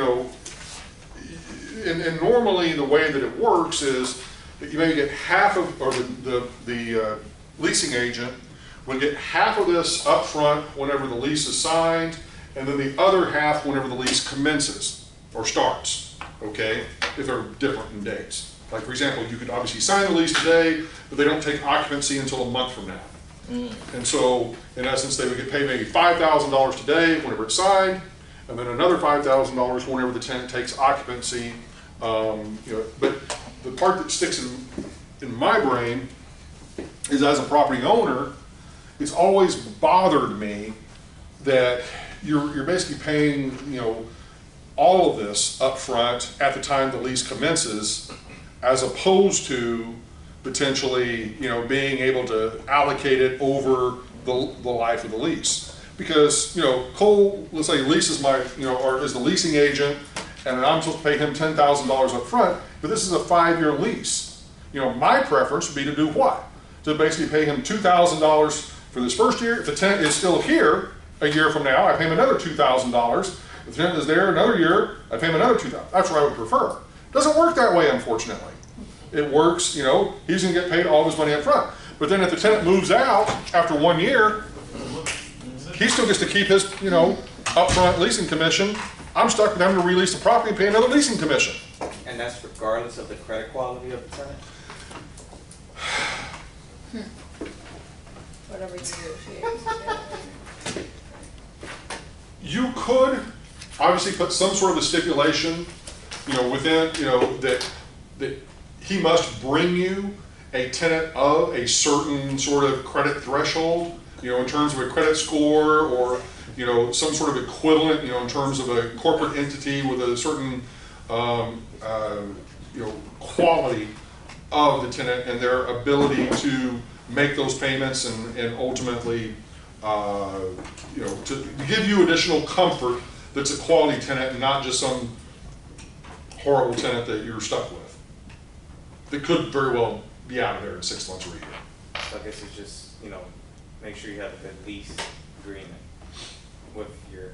Yeah, I suppose you could, just thinking about it off the top, but usually if you lose a tenant, there are usually going to be damages that they are going to be guilty for. Like, for example, it could very well be that they're responsible for paying, basically all of the charges maybe until you get a new tenant or replace them, which would be kind of normal. But if that tenant just goes out of business, you're probably not going to get that money. Or bankrupt. Yeah, or bankrupt, or whatever. They just get down and No, but I'm not, the lease agreement, I'm not with the signing broker. Make sure you have a good agreement with the broker based on the quality of tenant that you're seeking. Yeah, for the most part, yeah, it's common sense. But at the same time, you do want to make sure that you do get a quality tenant that hopefully is going to last for the entire duration of the lease. Yeah, because that would reduce your headaches. Oh, absolutely. Your worries. Yeah. Okay. Other questions? That's assuming that I broke my daughter's business. Okay. All right. I have a question. Yep. If you're selling at any time during the month, do you have the right to do the depreciation for that month? Like, let's say you sell on the 7th. It would also be mid-month. The question is, if you sell the property, how does that get basically reflected in terms of the sale date, in terms of the depreciation you're able to take? So if you sell the property at the beginning of the month, or you sell the property at the end of the month, it's still going to be mid-month convention. Make the assumption it's sold on the 15th for tax purposes. Yeah. Okay. Okay. All right. Let's see, what else should I, just make sure I'm not missing anything. We covered all the quiz stuff. I just want to see if there's anything else that I might want to talk about that might be of use in some way.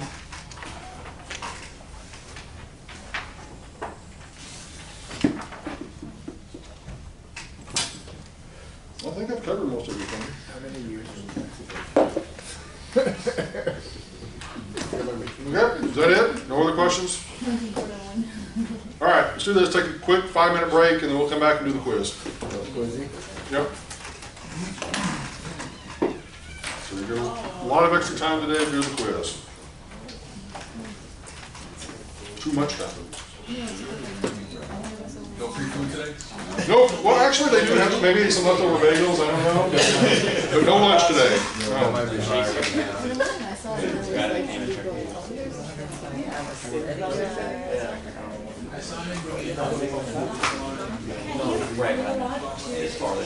Depreciate the whole month, like if it's the beginning, like first or the 30th, let's say you. Everything should be mid-month. So if it's the first of the Still month, only get half a month.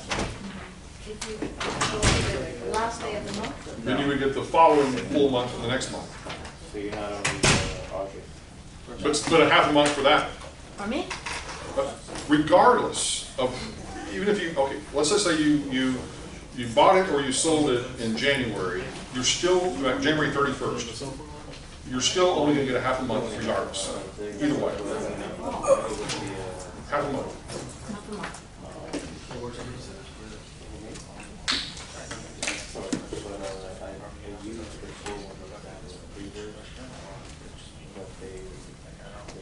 Well, whatever, no, like, for example, the quiz may only, or the question may only cover that piece, or that piece, or that piece. Yeah. Yeah, no, we're gonna talk about, actually, I meant to talk about that, so let's talk about it. Yeah. Okay. Thanks.